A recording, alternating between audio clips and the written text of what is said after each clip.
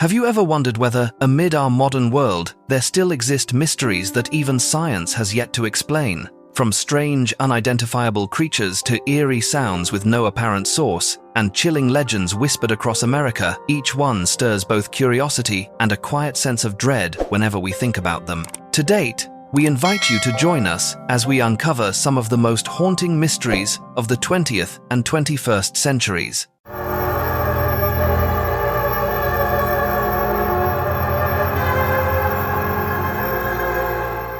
The disappearance of Amelia Earhart. In the summer of 1937, the entire world watched in suspense as Amelia Earhart, a woman celebrated for her daring and determination, embarked on one of the most ambitious journeys in aviation history. Amelia was not only the first woman to fly solo across the Atlantic, she also dreamed of accomplishing something no one had done before, a flight around the world. Yet, that dream would end in one of history's greatest mysteries when she vanished without a trace somewhere over the Pacific Ocean. On July 2, 1937, Earhart and her navigator, Fred Noonan, took off from New Guinea, heading toward Howland Island, EI-1, a tiny speck in the middle of the Pacific. It was the most challenging leg of their entire route, a flight of more than 2,500 miles over open sea. In the final hours before she disappeared, Amelia sent a series of radio transmissions to the U.S. Coast Guard ship waiting near Howland Island. Her voice was clear but tense. Moments later, communication was lost completely. Amelia Earhart and Fred Noonan had vanished without leaving a single trace. The U.S. military immediately launched what was then the largest search operation in its history. Dozens of ships and aircraft combed the vast expanse of ocean where Earhart's plane had last been heard from. After weeks of relentless effort, no wreckage, no evidence, and no sign of the crew were found. Amelia Earhart was officially declared missing, and her disappearance became one of the greatest unsolved mysteries of the 20th century. Since that day, countless theories have been proposed regarding her fate. Some researchers believe that her plane ran out of fuel and plunged into the ocean. Others suggest that she managed to land on a deserted island and survived for a short time before perishing. But stranger theories have also emerged. Some claim that Amelia Earhart was captured by the Japanese military in the years leading up to World War II. Others even suggest that she secretly returned to the United States and lived under a new identity, though this theory has never gained serious support. Over the decades, numerous search efforts have been undertaken, each using increasingly advanced technology. Yet, the mystery of Amelia Earhart has never been fully solved. Perhaps she will forever remain a symbol of courage, perseverance, and humanity's desire to reach beyond the horizon, NEV, but also a lasting reminder of the enigmas that even time itself cannot unravel. The mystery of the Rapa Nui Moai statues. Rapa Nui, also known as Easter Island, is a small island in the middle of the Pacific Ocean. It lies more than 2,300 miles from mainland Chile. It is also one of the most isolated inhabited places on Earth, measuring only about 14 miles long and 7 miles wide. Yet, amid that vast ocean, the Rapa Nui people left behind one of humanity's greatest mysteries: nearly 1,000 colossal stone Moai statues, standing up to 10 meters tall and weighing tens of tons. The recorded history of Rapa Nui begins in the year 1722, when the Dutch explorer Jacob Roggeveen landed on the island on Easter Sunday and named it Easter Island. He wrote that he saw stone statues that the locals worshipped as deities, yet only a few centuries later, most of the Moai had been toppled. So, what happened on this island? According to archaeologists, most Moai were carved at an extinct volcano called Rano Raraku. 95% of the statues were made from tuff, a volcanic ash stone that is easier to carve, while a few, such as Hoa Hakananaya at the British Museum, were made from harder basalt. Some statues wear red stone hats symbolizing hair and the spiritual power of leaders. The greatest challenge is how the Rapa Nui, with only stone tools and ropes, could have moved blocks weighing up to 86 tons across the island's rugged terrain. One widely known hypothesis is that the ancients used ropes to walk the statues. They stood the figures upright, tied ropes to both sides, and pulled and rocked the statues forward, inch by inch, until they walked to their intended locations. Experiments with a 5-ton replica have demonstrated that this method is feasible with only a few dozen people. Even so, Rapa Nui oral tradition holds that the Moai walked on their own thanks to the mana of the chiefs.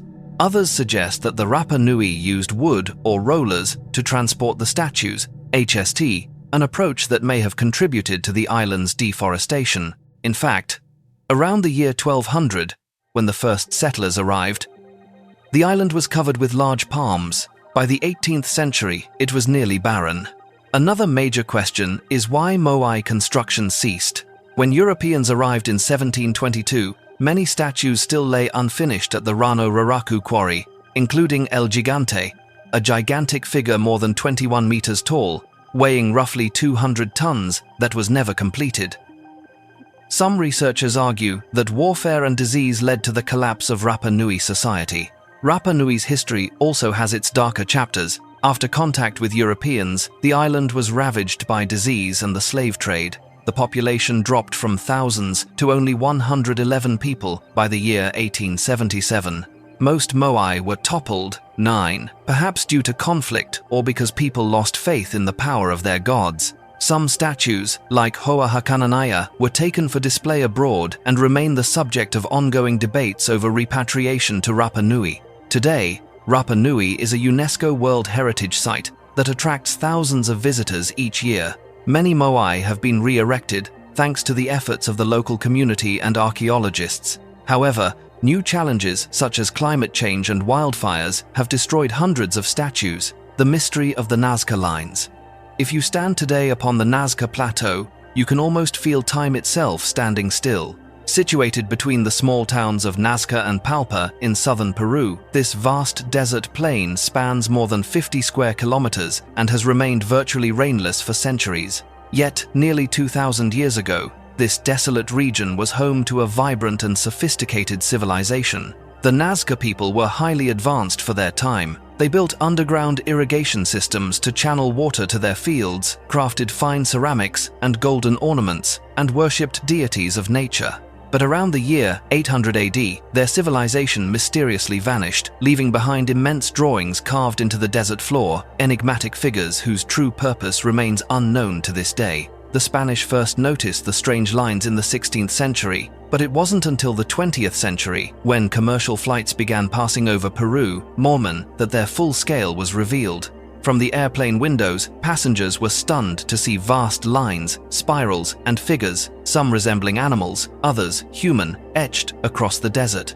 The Nazca Lines comprise more than 700 separate designs.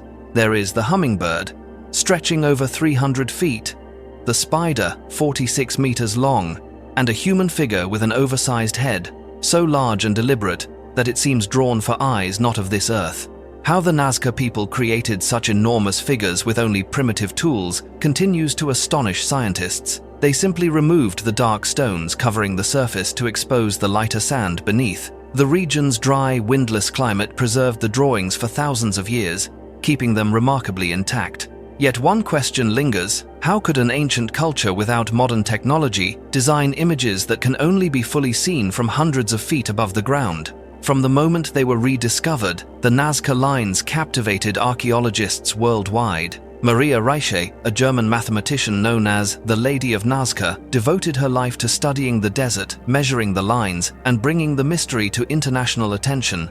She believed the figures were closely linked to astronomy, suggesting that the long lines aligned with the rising and setting of the sun and certain constellations. Each animal, she argued, symbolized a celestial body or a natural phenomenon.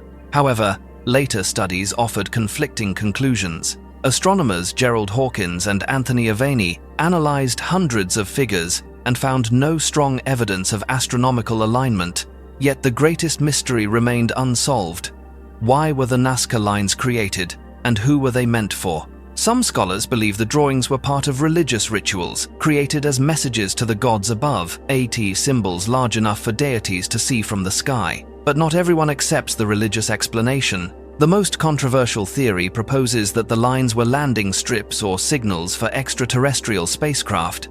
According to this view, the giant humanoid figure represents an ancient astronaut, and the massive straight lines served as navigational guides for visitors from beyond Earth. Even more puzzling, German researchers discovered that the magnetic field in Nazca is up to 800 times stronger than in surrounding areas, suggesting a geological phenomenon still unexplained by science. If not the work of aliens, Perhaps the Nazca people had uncovered a form of natural energy we have yet to understand. Some have even compared the Nazca designs to mandalas, cosmic symbols found in other ancient cultures, representing harmony and the universe. In recent years, modern technology has only deepened the mystery. Using drones and artificial intelligence, researchers have discovered more than 300 new geoglyphs, iches, including human figures and two-headed serpents, bringing the total to over 1,000. Each new discovery raises even more questions about the purpose, ingenuity, and imagination of this lost civilization. Perhaps that is the true enigma of Nazca, not merely the lines themselves, but the message they carry across time, a silent conversation between humanity and the cosmos, etched forever into the desert sands. The Men in Black phenomenon. Mysterious figures appearing after UFO sightings, NB, men dressed in black with strange behavior and emotionless expressions, remain among the most perplexing enigmas of the modern world. The story of the Men in Black began in the 1940s, though its origins may reach back even further. These were not characters invented by Hollywood, but rather part of countless real-life reports from witnesses who claim to have seen unidentified flying objects. These men are always described the same way, wearing black suits and dark ties, polished shoes, and black sunglasses. Their polite appearance only makes their presence more unsettling. Witnesses often report that these men have unnaturally pale skin, faces devoid of emotion, and stiff, mechanical voices that sound almost programmed. Reports of the Men in Black became widespread during the 1950s and 1960s. One of the earliest cases occurred in 1947 on Moai Island. A man named Harold Dull claimed to have seen 6 strange flying objects in the sky. Shortly after, a man dressed in black visited him at home, threatening him and warning him to keep silent about what he had witnessed.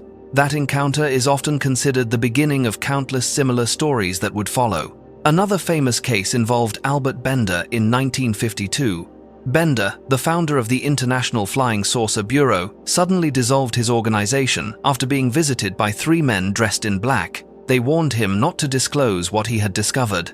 The experience terrified him so deeply that he abandoned all UFO research entirely. The case gained international attention after Gray Barker published the book They Knew Too Much About Flying Saucers in 1956, sparking controversy and debate throughout the UFO community.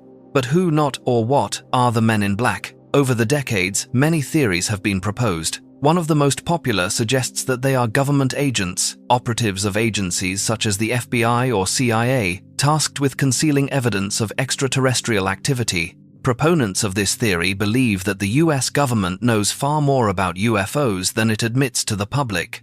Others believe that these mysterious men are not human at all. The strange physical traits described by witnesses, they argue, may indicate that these are extraterrestrial beings disguised as humans, sent to suppress information about alien encounters and UFO phenomena. Skeptics, however, argue that the entire Men in Black phenomenon is nothing more than a product of collective imagination. Psychologists suggest that people who experience stress or fear after seeing something inexplicable are more prone to distort memories, unintentionally creating the image of these strange figures. Some even propose that the phenomenon may have originated as a deliberate hoax or as a smokescreen for secret military programs. Yet, if it were merely a joke or misunderstanding, why have hundreds of witnesses across the world described the same men, the same demeanor, and the same message? Keep quiet.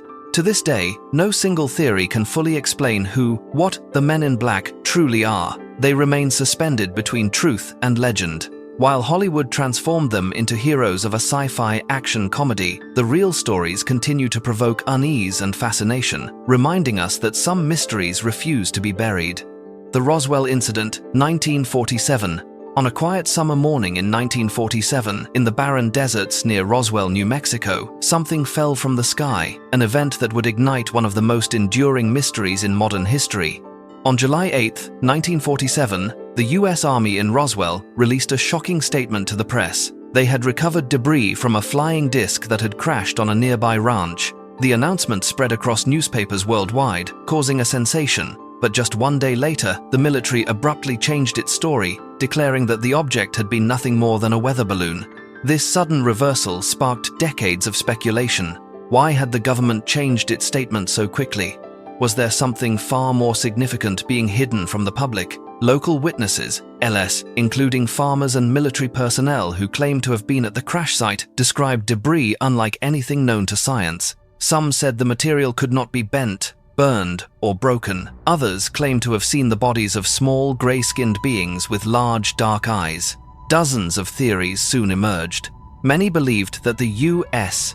military had recovered evidence of extraterrestrial life and was concealing it to prevent public panic or to protect secret defense technologies. Some even claimed that the alien bodies were transported to Area 51 for study and reverse engineering. The US government, however, has always denied these allegations.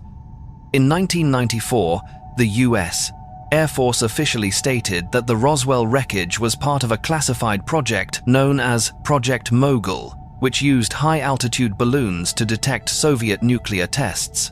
The so-called alien bodies, officials explained, were crash test dummies dropped from aircraft, and the initial confusion was the result of misinterpretation and rumor. Still, many found that explanation unconvincing.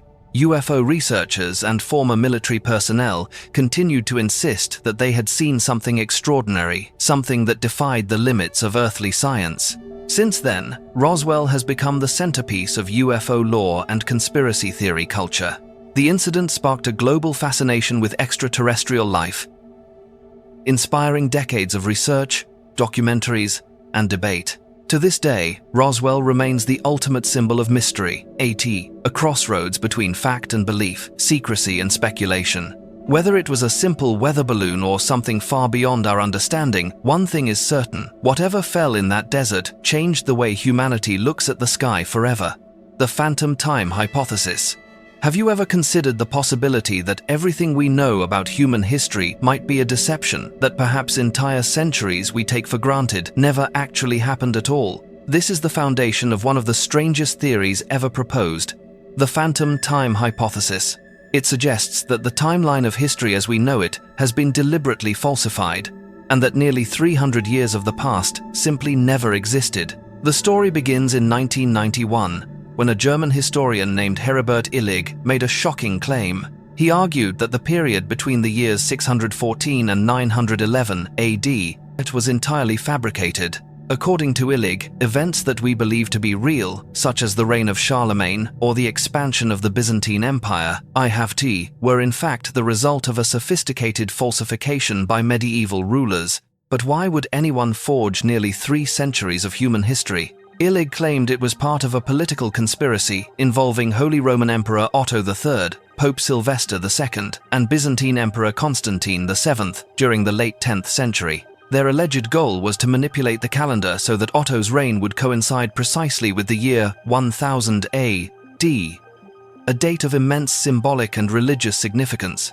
To achieve this, they supposedly inserted almost 300 fictional years into the historical record. Supporters of this theory point to several apparent anomalies from that period. They argue that written records from 614 to 911 are suspiciously scarce, and that architectural evidence from those centuries is equally limited. They also highlight inconsistencies in the Julian calendar, which by the time it was replaced by the Gregorian calendar in the 16th century, had drifted only about 10 days out of alignment with the solar year. If, in fact, more than 16 centuries had passed since its introduction, that discrepancy should have been much greater. But if those missing centuries never happened, then who was Charlemagne? Was he an invented figure, a composite of smaller local rulers, created to fill an artificial gap in time? Illig's hypothesis was immediately met with widespread rejection from mainstream historians. Scholars countered that there is overwhelming archaeological, astronomical, and textual evidence from multiple civilizations confirming that those centuries did indeed occur. Still, the phantom time hypothesis continues to attract fascination. The irregularities in our historical record, ICD, the strange silences, the missing artifacts, the occasional chronological contradictions, D4, give the theory an enduring, if unsettling, allure.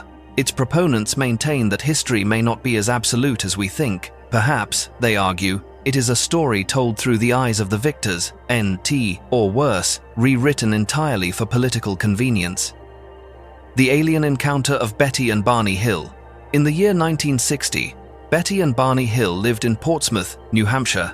Betty was in her early 40s and worked in social services, while Barney, 3 years younger than her, was a postal employee and a civil rights activist. They lived a quiet life, keeping mostly to themselves and rarely sharing personal matters with others. One autumn night in 1962, the couple was returning home after a short trip to Niagara Falls. As they drove along a lonely stretch through the White Mountains, something unexpected appeared. At around 10:30, Betty noticed a strange light in the sky. The light hovered near the moon before suddenly moving across the horizon. At first, she assumed it was a shooting star, not the company, but then it changed direction and seemed to be moving directly toward them. Betty told Barney to stop the car and handed him the binoculars. Through them, she saw what looked like a large disc-shaped object covered in bright lights. Barney, a World War II veteran, initially thought it was a satellite or perhaps a military test aircraft. But as the object drew closer, within roughly 100 feet, they both realized it was something else entirely. Barney stepped out of the car, holding a pistol. Looking through the binoculars, he could see figures inside the craft. Small humanoid beings with large heads, grey uniforms, and deep black eyes. There was no sound, yet a voice echoed in his mind, commanding him to put down the gun. Terrified, he ran back to the car, shouting for Betty to drive. But as soon as he started the engine, a series of beeping sounds came from behind them. Both felt their bodies go rigid. They could not move or think, then everything went black. When they regained consciousness, Betty and Barney found themselves more than 30 miles away from where they had stopped. Neither could remember how they got there. Their watches had both stopped at the same time, and Betty's dress was torn along the zipper. When they finally arrived home, they realized they were more than 3 hours late. 2 of those hours had vanished entirely, time that neither could account for. In the nights that followed, Betty began suffering from recurring nightmares, any 5 nights in a row. In her dreams, she and Barney were taken aboard a shining metallic craft where strange, grey-skinned beings with large eyes performed medical experiments on them. Betty wrote down every detail upon waking but hesitated to tell Barney, afraid he would think she was losing her mind. Meanwhile, Barney suffered from insomnia and constant fatigue. By November, they decided to contact an organization that investigated aerial phenomena.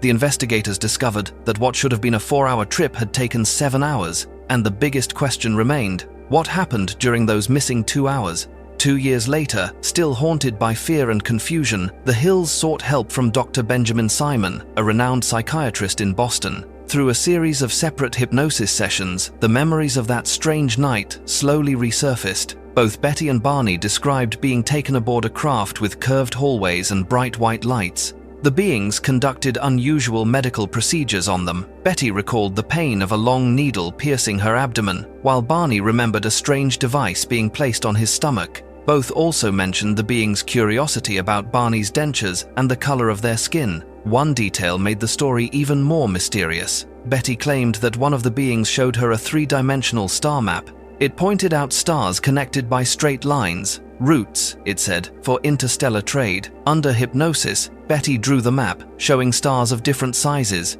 Years later, an amateur astronomer named Marjorie Fish studied the drawing and concluded that it matched the Zeta Reticuli star system, approximately 40 light-years from Earth. Decades later, the Hubble Space Telescope confirmed that the region indeed contained stars similar to those in Betty's sketch.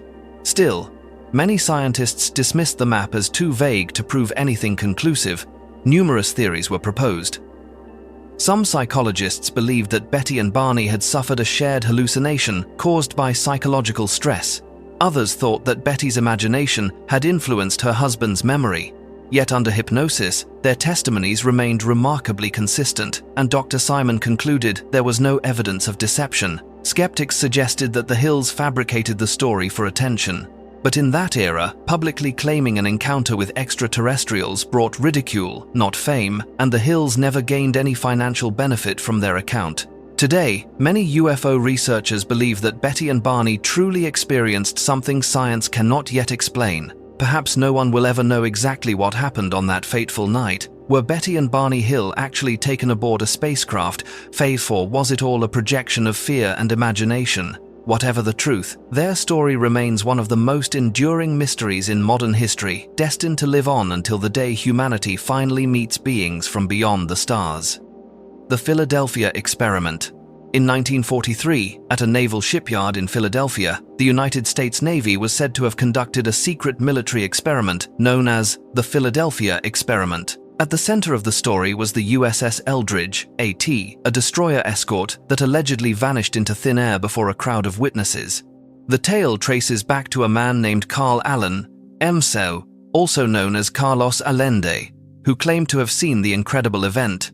According to Allen, on October 28, 1943, the U.S. Navy attempted to test a new technology designed to make the Eldridge invisible to radar.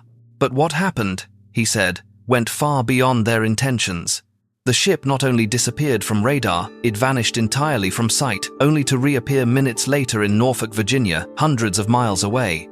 When the Eldridge supposedly returned to Philadelphia, the crew was said to be in horrific condition. Some sailors had vanished altogether, others were found fused into the ship's metal bulkheads as if their bodies had merged with the steel itself. Survivors allegedly suffered from mental breakdowns and severe neurological disorders for the rest of their lives. Many believe the experiment was based on Albert Einstein's unified field theory, DIT, an attempt to generate a powerful electromagnetic field capable of bending light and rendering the ship invisible. Yet, no one truly knows what technology, if any, was actually used, or even whether the experiment happened at all. The U.S.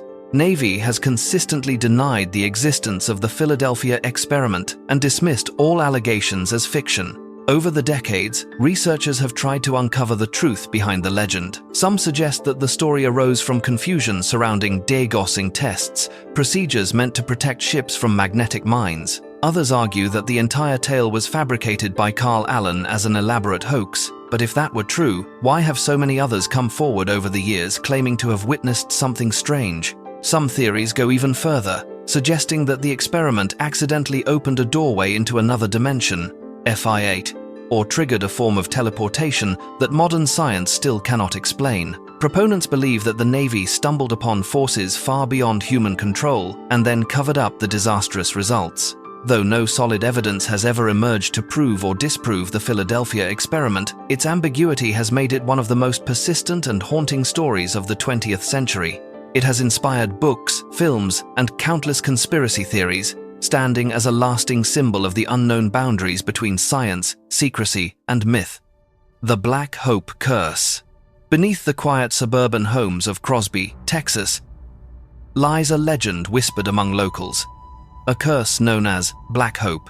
Many believe this curse is responsible for a series of mysterious and terrifying events that defy explanation. The story begins in the early 1980s, when a new residential community called Newport was developed on the outskirts of Crosby. It was meant to be a dream neighborhood, an ideal place for young families to start fresh. But the land beneath those new homes held a dark secret. Sam and Judith Haney were among the first families to move into Newport. Their happiness lasted until 1982, when they decided to dig a swimming pool in their backyard. As the work began, the construction crew unearthed 2 old coffins buried directly beneath the property. From that moment, their lives changed forever. An investigation revealed that the entire Newport subdivision had been built on the grounds of an old African-American cemetery known as Black Hope. But what truly terrified the Haneys was what happened after the graves were disturbed. Electrical clocks with no power source flickered to life in the middle of the night. Footsteps echoed through empty hallways. Objects vanished and reappeared in impossible places. Neighbors soon began to experience strange occurrences of their own, trees withering for no reason, ghostly figures seen moving through the darkness. Then came the deaths. Several healthy residents fell mysteriously ill.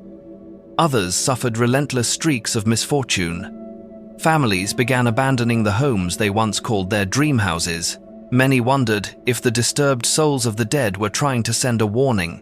The residents of Newport filed lawsuits against the construction company for failing to disclose the burial ground beneath their homes.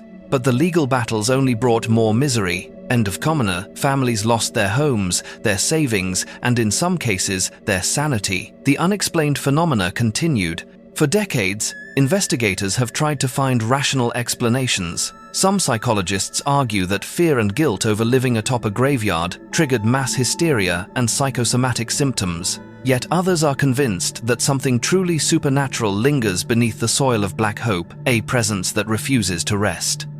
The mystery of the Lovelock Cave Giants.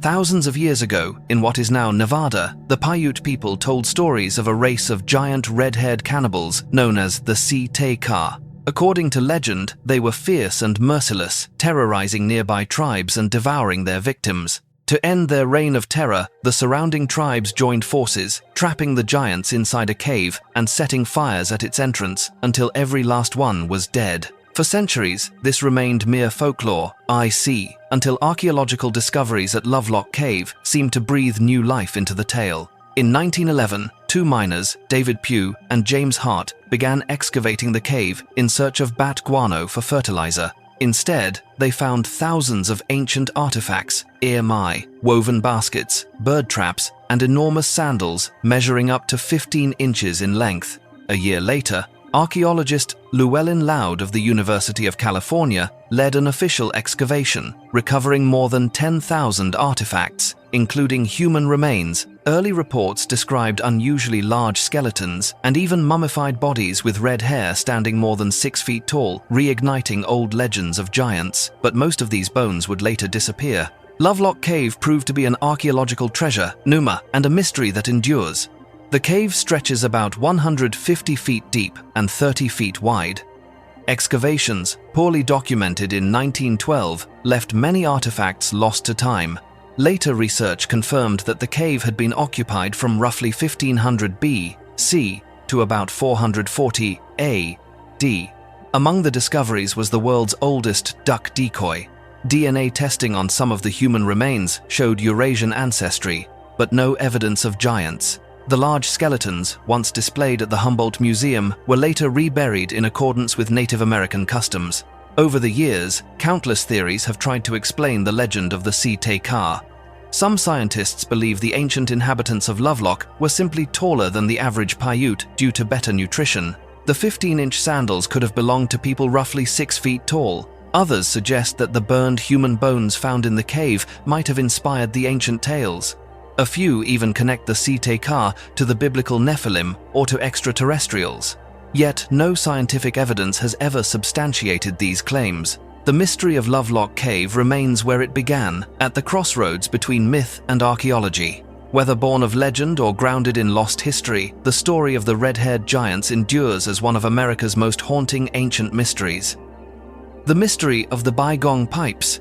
In the year 1996, near the city of Delingha in Qinghai Province, China, a writer named Bai Yu made a very strange discovery in the Baigong Mountains. While walking along a cliff, he came upon a triangular cave about 6 meters high. Stepping inside, he could hardly believe his eyes. Embedded in the stone floor and walls were numerous rusted metal pipes, with diameters ranging from a few millimeters to nearly 40 centimeters. Some of the pipes extended out of the cave and ran along the mountainside all the way to the shore of Tosun, a salt lake roughly 80 meters away. What made this even more surprising was that the area is remote, arid, and situated at an elevation of nearly 2,800 meters. Archaeologists have stated that there are virtually no traces of human habitation here over tens of thousands of years. The presence of these metal pipes only deepened the mystery. After Chinese media reported the discovery in the year 2002, many scientists began to investigate.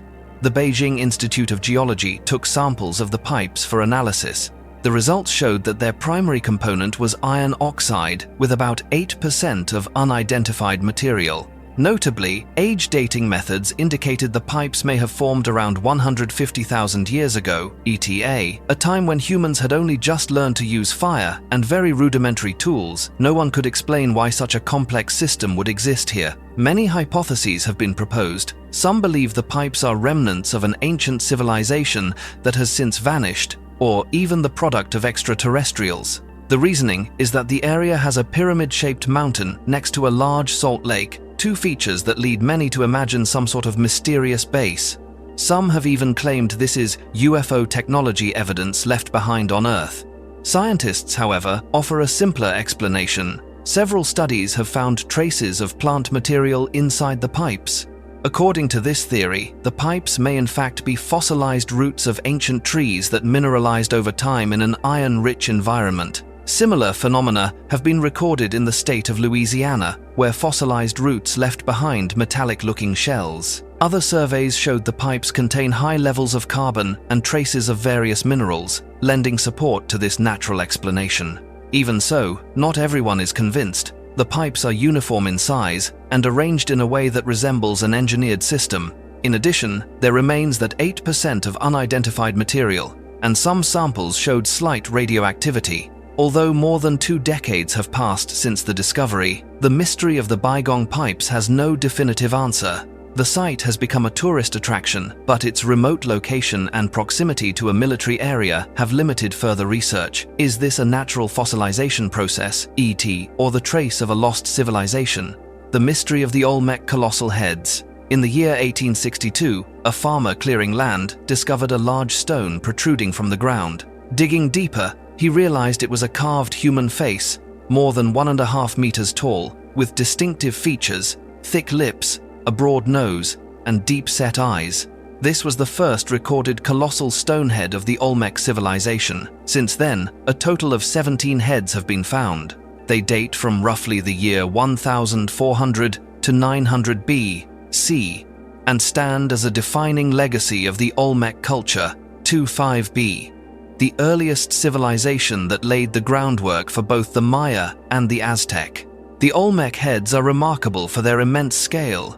They range from over 1 meter to more than 3 meters in height and weigh from 6 to 50 tons. All were carved from basalt, a very hard volcanic stone quarried in the Tuxtla Mountains, up to 150 kilometers from where the statues were erected. Notably, at that time the Olmec had neither the wheel nor metal tools. Archaeologists believe they may have transported the stones by wooden rafts along rivers and then used wooden rollers over land. Each statue may have required as many as 1,500 people working continuously for months. For carving, Olmec artisans used hard stones such as jade or obsidian, and even wet sand and reeds to polish and bring the face's features to life.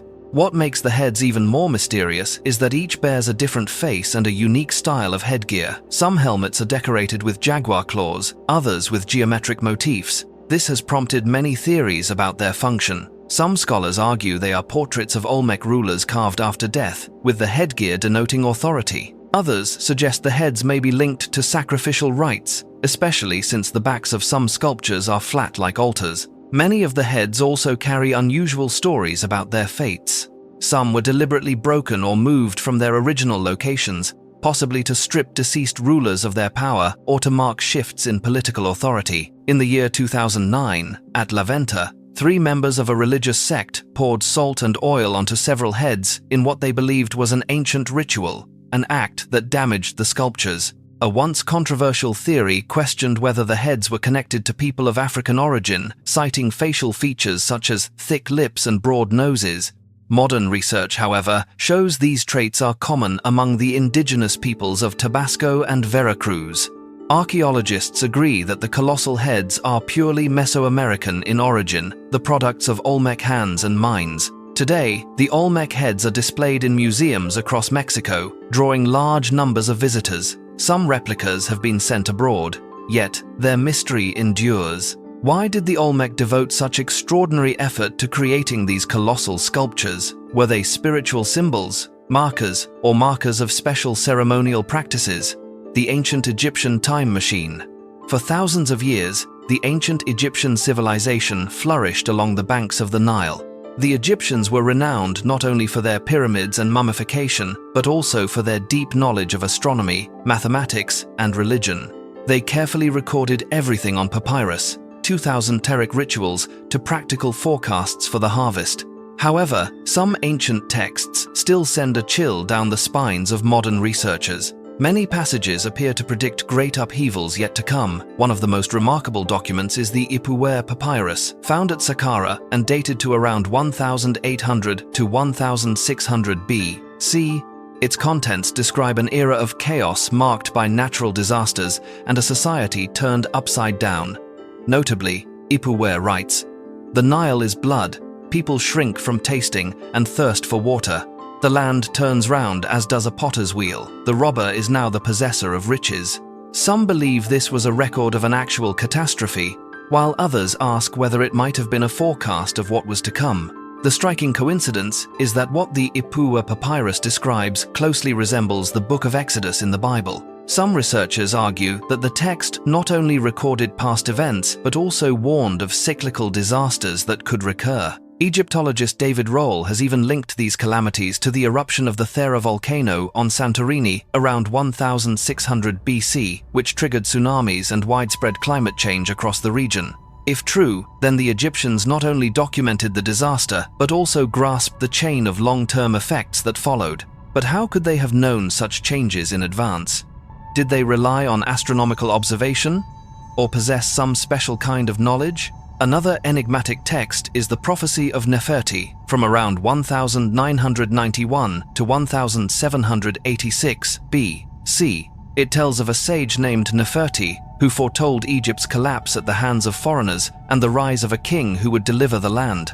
Strikingly, this narrative appears before Egypt was invaded by the Hyksos and before Pharaoh Ahmose defeated them, events that occurred centuries later. Many believe the Egyptians might have used astronomical observations to foresee historical upheavals. In truth, the ancient Egyptians were famous for watching the night sky. They built a 365-day calendar based on the heliacal rising of Sirius, allowing them to predict the Nile's flood season with accuracy that astonishes modern observers. Researchers such as Robert Bauval have also noted that the pyramids at Giza and the Sphinx seem to align with the constellation Orion. Some suggest that Egyptian understanding of natural and cosmic cycles was so profound it was almost as if they possessed a time machine. However, there is no evidence of any physical device like those found in science fiction novels. Other theories propose that Egypt's predictive knowledge may have flowed from outside cultures. Trade with ancient Mesopotamia brought astrological techniques that sometimes appeared in Egyptian ritual practice. Even so, Egyptian texts remained largely religious in tone, focused on harmony with the gods. Not every prediction came true. For instance, a prophecy from Hermopolis once declared that Egypt would prosper forever, yet, in the end, the nation declined under Greek and Roman rule. The Egyptian Light Tower. Throughout history, ancient Egypt has amazed the world with achievements that defy time. They not only built the Great Pyramid of Giza with near-perfect precision, but also invented a 365-day calendar and developed a detailed record-keeping system on papyrus. Yet a small, stubborn mystery in their tombs and temples has long puzzled archaeologists. In places where sunlight could not possibly reach, such as the Temple of Hathor at Dendera or the tombs in the Valley of the Kings, the Egyptians still managed to create bas-reliefs of astonishing finesse. How did they achieve such work without light? Many believe the Egyptians may have possessed an advanced lighting technology far ahead of its time. One of the most famous clues is the so-called Dendera light bulb relief in the Temple of Hathor, discovered in the 19th century. The image shows a long object resembling a large glass tube with a filament-like form inside, supported by a serpent deity named Harsomptus. On either side stand figures who appear to be operating or manipulating the device, with a cable-like line running to a mysterious stone box. To many eyes, this looks strikingly like a modern electric lamp. The bold hypothesis is that the ancient Egyptians once used electricity to illuminate underground works. Most traditional archaeologists, however, reject this idea. They argue that the relief is purely symbolic, reflecting mythology about the sun god's birth from the lotus rather than depicting real technology. Some scholars suggest the Egyptians used a system of polished copper mirrors to channel sunlight deep into burial chambers, a kind of artificial light tower that guided natural light into the darkness. Yet this theory does not explain nighttime work or activity in sealed tombs with no light shafts. Others propose that they used oil lamps fueled by plant oils, or animal fat with special wicks that burned cleanly without soot. Modern experiments, however, show that even the most refined oil lamps leave small traces of soot, residue that does not appear in Egyptian monuments. There are also hypotheses involving natural electrical energy. The Great Pyramid of Giza, located near the Earth's geographic center, is built from distinctive nummulitic limestone and exhibits high-frequency conductivity. Some suggest the pyramid might have functioned as a giant light generator, creating charged particles akin to the aurora. They even connect this idea to Nikola Tesla's 20th century experiments with wireless illumination, speculating that the Egyptians tapped into geomagnetic power. Moreover, legends about a light tower appear in certain ancient texts. Some papyri describe temple rites in which light burst forth from the darkness without the use of fire. Yet these records are highly symbolic, making verification difficult. Others go further still, claiming such knowledge came from extraterrestrial civilizations. Most scientists, however, affirm that Egyptian ingenuity was entirely of their own making. Despite many theories, the mystery of Egypt's light tower remains unsolved.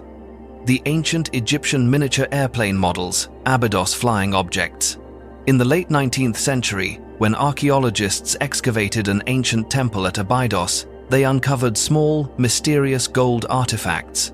At first glance, they seemed unremarkable aside from their exquisite craftsmanship, but on closer inspection, observers were shocked. They looked exactly like modern airplanes, with tail fins, streamlined fuselages, and wings shaped for aerodynamics. Most baffling of all, these models were created more than 2,000 years ago, long before humanity could even dream of flight. These enigmatic artifacts soon became known as the Abydos flying objects, or the ancient Egyptian miniature airplane models. From the moment they appeared in public, the tiny objects ignited debate over the possibility that ancient Egypt possessed advanced aeronautical knowledge unknown to history. In total, more than 10 similar artifacts have been found in Egypt and South America, but the Abydos models are the most prominent. The best-known example, discovered in 1898, measures about 15 centimeters in length, with broad wings and a vertical tail strikingly similar to the design of a modern jet. What drew special attention from the scientific community is that these artifacts clearly do not resemble any known bird or insect. Some scholars initially suggested they were religious symbols stylized from birds. However, when aerospace engineers began detailed analyses, they noticed features that simple explanations could not account for. In 1994, German aviation researcher Dr. Algund Einboom tested Abydos models in a wind tunnel to assess their aerodynamics. The results indicated that the models not only had stable structures, but could also glide in a balanced manner if built to scale and fitted with necessary elements such as tail controls or canards. Einboom stated that the design of these models plainly reflects a very high understanding of aerodynamics. Since then, the Abydos models have become a flashpoint of controversy. Some archaeological experts firmly reject the idea that the models are prototypes of aircraft. They argue that, great as it was, ancient Egyptian civilization could not have possessed the technical capacity to develop complex aviation technology. According to these archaeologists, the artifacts were likely decorative or votive objects rendered in an artistic, stylized form. Even so, many others embrace the bold hypothesis that the Abydos models are clear evidence that ancient people once held knowledge of technology far beyond what we assume today. Some go further still, proposing that the miniature airplanes attest to contact between ancient Egyptians and extraterrestrial civilizations. Notably, similar artifacts have been found in other ancient cultures, such as in Colombia and elsewhere in South America, featuring gold models with near-perfect aerodynamic shapes. The appearance of such analogous objects at locations separated by thousands of miles with no known historical connection only deepens the mystery surrounding these ancient airplane models. The true age of the Sphinx. According to archaeological records, the Sphinx was erected sometime between 2558 and 2532 B.C. Yet the mystery surrounding the monument's true age has never subsided. Most hypotheses hold that the statue was carved directly from the nearby limestone quarry that supplied material for the Great Pyramid complexes. One legend says that while inspecting the work site, Pharaoh Khafre discovered a large, unused block of stone and ordered it carved into a lion with his own face. Not everyone agrees with this tradition, however. In 2004, the French Egyptologist Vasile Dobrev offered a different view. He believed that it was Djedefre who commissioned the Sphinx to honor his father, Khufu. Debate over the Sphinx's true age truly intensified when scientists focused on erosion marks along its body. In the early 1990s, Boston University geologist Robert Schoch surprised many by asserting that the deep, vertical channels running down the statue were caused by heavy rainfall rather than desert wind. He argued that this type of erosion could only have formed when Egypt's climate was humid. Include 7. that is, some 7,000 to more than 10,000 years ago. Several hydrologists have supported the idea that rain marks indicate the Sphinx was built far earlier than traditional theories suggest. The story grew even more complex as modern technological studies emerged.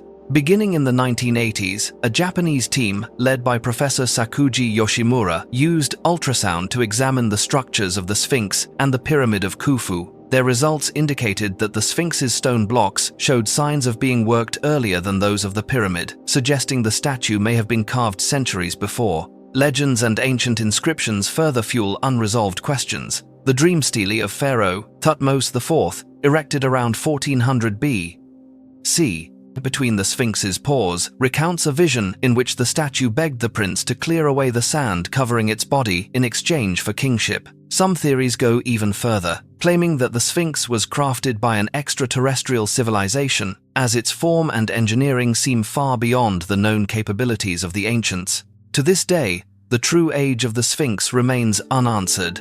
Was the monument built by Khafre, Izidi, or by a civilization even more ancient? The Curse of King Tutankhamun. On November 4, 1922, archaeologist Howard Carter and his team discovered the steps leading down to the tomb of King Tutankhamun in the Valley of the Kings.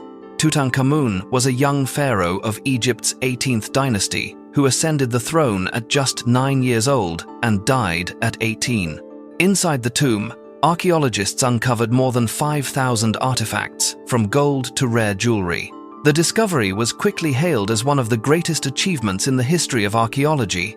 However, the joy did not last long. A series of strange events seemed to turn everything upside down. Rumors spread of a curse inscribed in the tomb stating, "Death shall cut off the wings of him who disturbs the rest of the pharaoh." Although researchers found no definitive evidence of such a line, the rumor instilled fear in those who had opened the burial. Only a few months after the tomb was unsealed, the first calamity struck. George Herbert, the principal patron of the excavation, died suddenly in Cairo on April 5, 1923. He had developed an infection from a mosquito bite on his cheek, leading to septicemia and pneumonia. Curiously, at the moment of his death, the entire city of Cairo reportedly lost power for several minutes, and his loyal dog in England began howling fiercely before dying shortly afterward. 2 years later, when scientists examined Tutankhamun's mummy, they found a reddish mark on the pharaoh's left cheek, corresponding to the same spot as Herbert's mosquito bite. This coincidence became a sensation in the press and fueled talk of the curse of Tutankhamun. Even the famed author Arthur Conan Doyle suggested that a spirit conjured by Egyptian priests had caused Herbert's death. More tragedies followed. George J. Gould, an American financier who had visited the tomb, died of a fever only days after his trip. Egyptologist Hugh Evelyn White, who was present at the excavation, hanged himself in 1924, leaving a message written in blood claiming he had been cursed. Arthur Mace, a member of Carter's team, slipped into a coma and died of unknown causes in that same year. By 1929, more than 20 people connected to the tomb had died. In 1972, Dr. Gamal Merez publicly mocked the curse and then died under mysterious circumstances while overseeing the transport of Tutankhamun's artifacts to London. The succession of deaths led public opinion to increasingly believe the tomb was truly cursed. Scientists, however, have offered more practical explanations. In 2024, researchers proposed that radioactive substances, such as uranium and other toxic chemicals within the tomb's sealed environment, could have caused cancers, similar to what may have afflicted Carter. Another hypothesis points to the toxic mold Aspergillus flavus, which commonly grows on mummies and can cause severe pneumonia if inhaled. This mold was also found in the tomb of King Casimir IV in Poland in 1973, after several excavation staff died under mysterious circumstances. The bread left in Tutankhamun's tomb might have nourished fungal spores for thousands of years, infecting those who came into contact with them, such as Carnarvon and Mace. Even with scientific explanations, some cases remain difficult to fully account for. Bruce Ingham, who was given a papyrus bearing a mummy's hand motif by Carter, lost 2 homes in succession, one to fire and the other to flood. Whatever its origin, the curse of King Tutankhamun remains a mystery. The Taos Hum. It all began in the 1990s when many residents of Taos, Mexico, started complaining that they heard a faint, irritating sound, like a distant engine idling or a weak radio signal. The strange thing was that not everyone could hear it. Even when scientists came with instruments to measure the noise, they failed to detect any particular frequency or sound wave in the area. Those who did hear it described it as a low hum or soft engine noise at night. For them, the sound was persistent, sometimes lasting for hours, making sleep difficult and leaving them exhausted. Theories about the Taos hum vary widely. Some believe it is natural infrasound emanating from the Earth. Others suspect the electrical grid or even secret military technology. Certain scientists think it might be a psychological effect. Only individuals with particular auditory or psychological sensitivity perceive the sound. Local authorities organized multiple surveys and brought in acoustic experts, but no one found a conclusive explanation. They deployed sophisticated equipment throughout the town, yet recorded nothing unusual. This only deepened the mystery of the Taos hum. Although its true source remains unknown, the phenomenon has become part of local culture and continues to draw researchers from across the United States. Interestingly, Taos is not the only place in the world where such a phenomenon has been reported. Similar mysterious hums have been noted in places like the United Kingdom, Canada, and Australia. But Taos remains among the most famous because the number of people who report hearing it is quite large relative to the town's population. The Mummy's Curse on the Titanic. On April 10, 1912, the legendary ship Titanic departed from the port of Southampton, England, carrying 2,224 passengers and crew. This was its first transatlantic voyage, and also the final journey of the largest ship ever built at that time. Yet few knew that behind the Titanic's glittering facade lay a mysterious tale about an Egyptian mummy's curse, one that many still believe played a part in the ship's tragic fate. This strange story surfaced in Egypt at the end of the 19th century, when a group of British archaeologists accidentally discovered the mummy of a powerful priestess who had lived around 1,500 years before Christ. The mummy had been perfectly preserved in a lavishly decorated coffin, whose surface bore numerous warnings in Egyptian hieroglyphs. The inscription spelled out a terrifying curse: "Whoever dares disturb my eternal sleep shall face a dreadful catastrophe." Despite warnings from locals, the archaeologists decided to bring the mummy back to England for museum display. From the moment the coffin was moved, a series of bizarre incidents began. Local workers suffered accidents or fell mysteriously ill. Some even died under unusual circumstances. Even so, the mummy was loaded onto a ship bound for Britain. Once in London, matters grew even more frightening. Scientists involved in studying the mummy suffered one personal misfortune after another, from traffic accidents to unexplained illnesses. Museum staff refused to work near the coffin, saying a palpable dread overcame them whenever they approached it. Rumors of the curse spread quickly among Britain's aristocracy and wealthy classes. To escape the relentless string of bad luck, the coffin's owner decided to sell it to a rich American collector. The tycoon planned to take the mummy to the United States for display in a New York museum. Coincidentally, the vessel he chose for transport was the Titanic. From the moment the mummy was brought aboard, strange stories began circulating. Crew members whispered about mysterious sounds coming from the cargo hold, and several passengers said they felt uneasy whenever they passed the area where the coffin was stored. Most on board dismissed the talk as baseless superstition.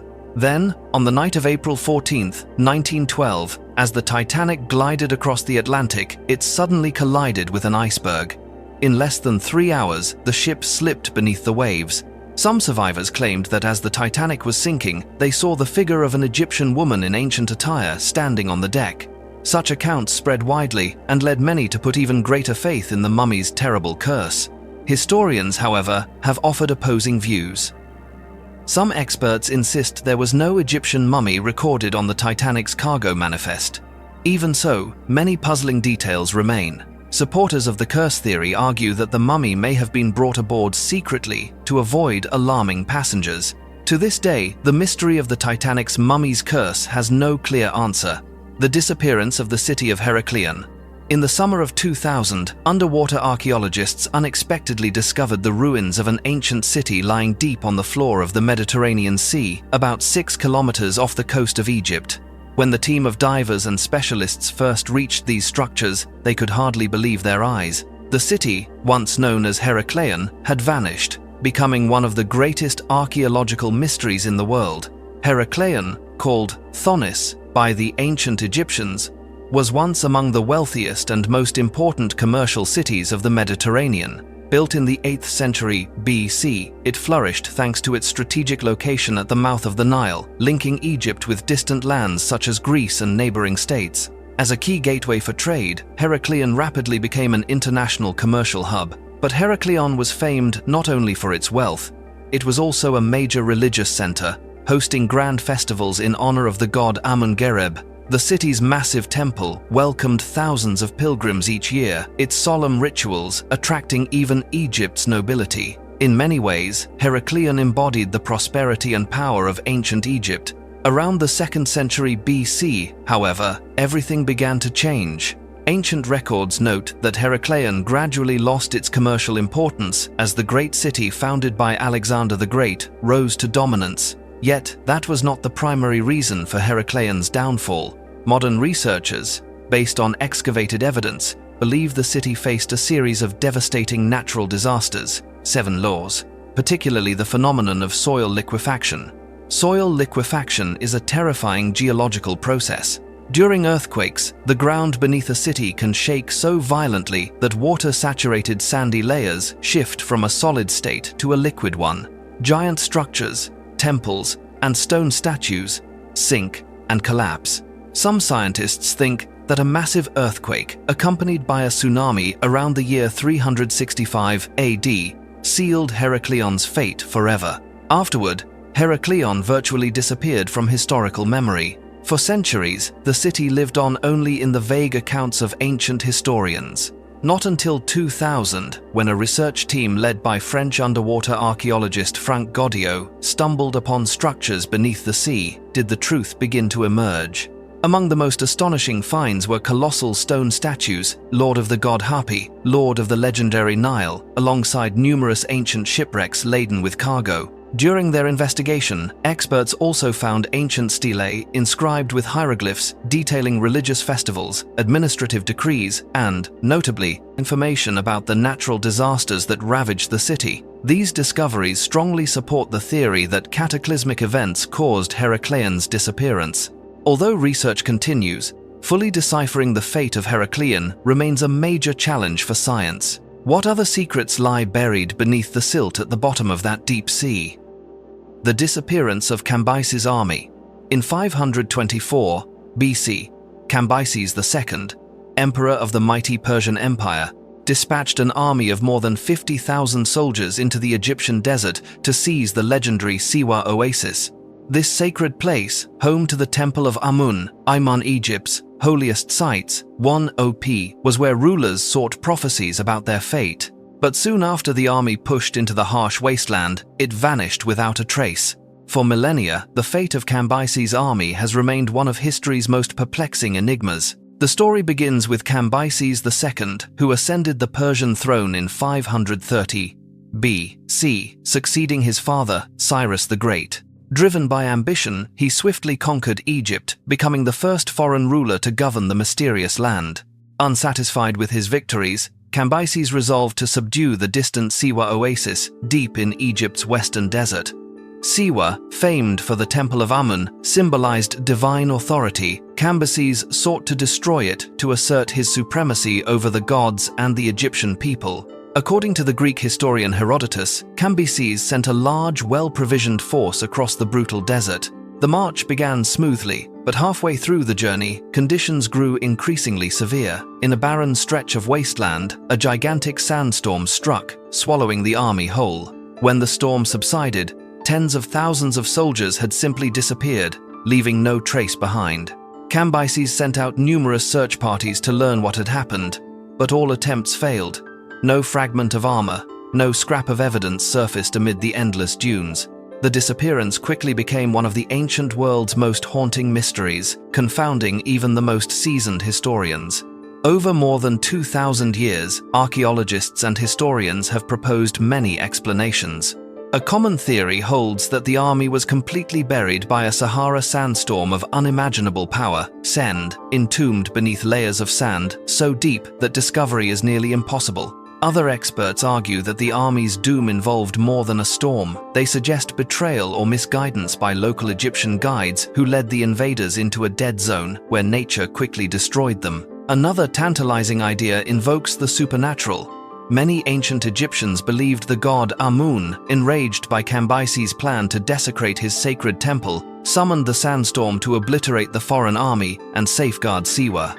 In recent years, advanced satellite surveys have sparked renewed searches. Preliminary findings hint at anomalies beneath the Sahara, LFIR metallic objects, and formations resembling buried military equipment. Yet real excavation remains extraordinarily difficult due to the desert's harsh conditions, leaving the mystery unresolved.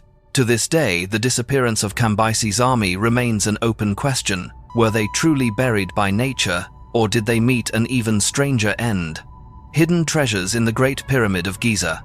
According to the historian Herodotus, the ancient Egyptians buried their pharaohs with gold, pearls, and precious jewelry to ensure wealth in the afterlife.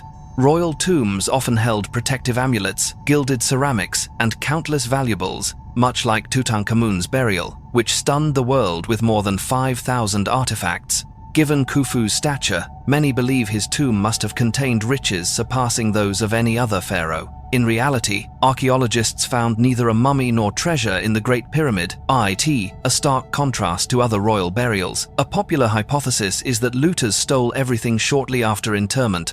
Even in the Old Kingdom, tomb robbery was a serious problem.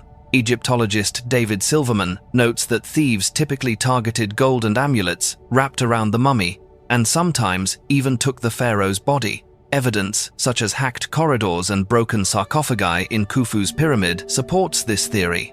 Not everyone agrees that the treasure was entirely plundered. In 2013, archaeologist Pierre Tallet discovered the Diary of Mera, I-Khan, a 4,500-year-old papyrus many call an invaluable treasure. Written in hieroglyphs, it details the transport of Tura limestone to Giza under the supervision of the vizier Ankhaf. While it says nothing about gold or silver, it reveals tightly organized logistics and has fueled speculation that the true treasures may have been hidden elsewhere to thwart thieves. Some scholars even argue that the ancient Egyptians intentionally sealed valuables within secret chambers that remain undiscovered. Notably, in 2017, the Scan Pyramids project used muon tomography and identified a large void about 30 meters long above the king's chamber. With no known access, the big void has prompted speculation that it could conceal treasures or important artifacts. Beyond gold and jewels, others suggest the Great Pyramid's true treasure is knowledge. Some believe hidden within are papyri recording secrets of astronomy, mathematics, or sacred rituals, LSA texts, akin to the Ipuwer papyrus.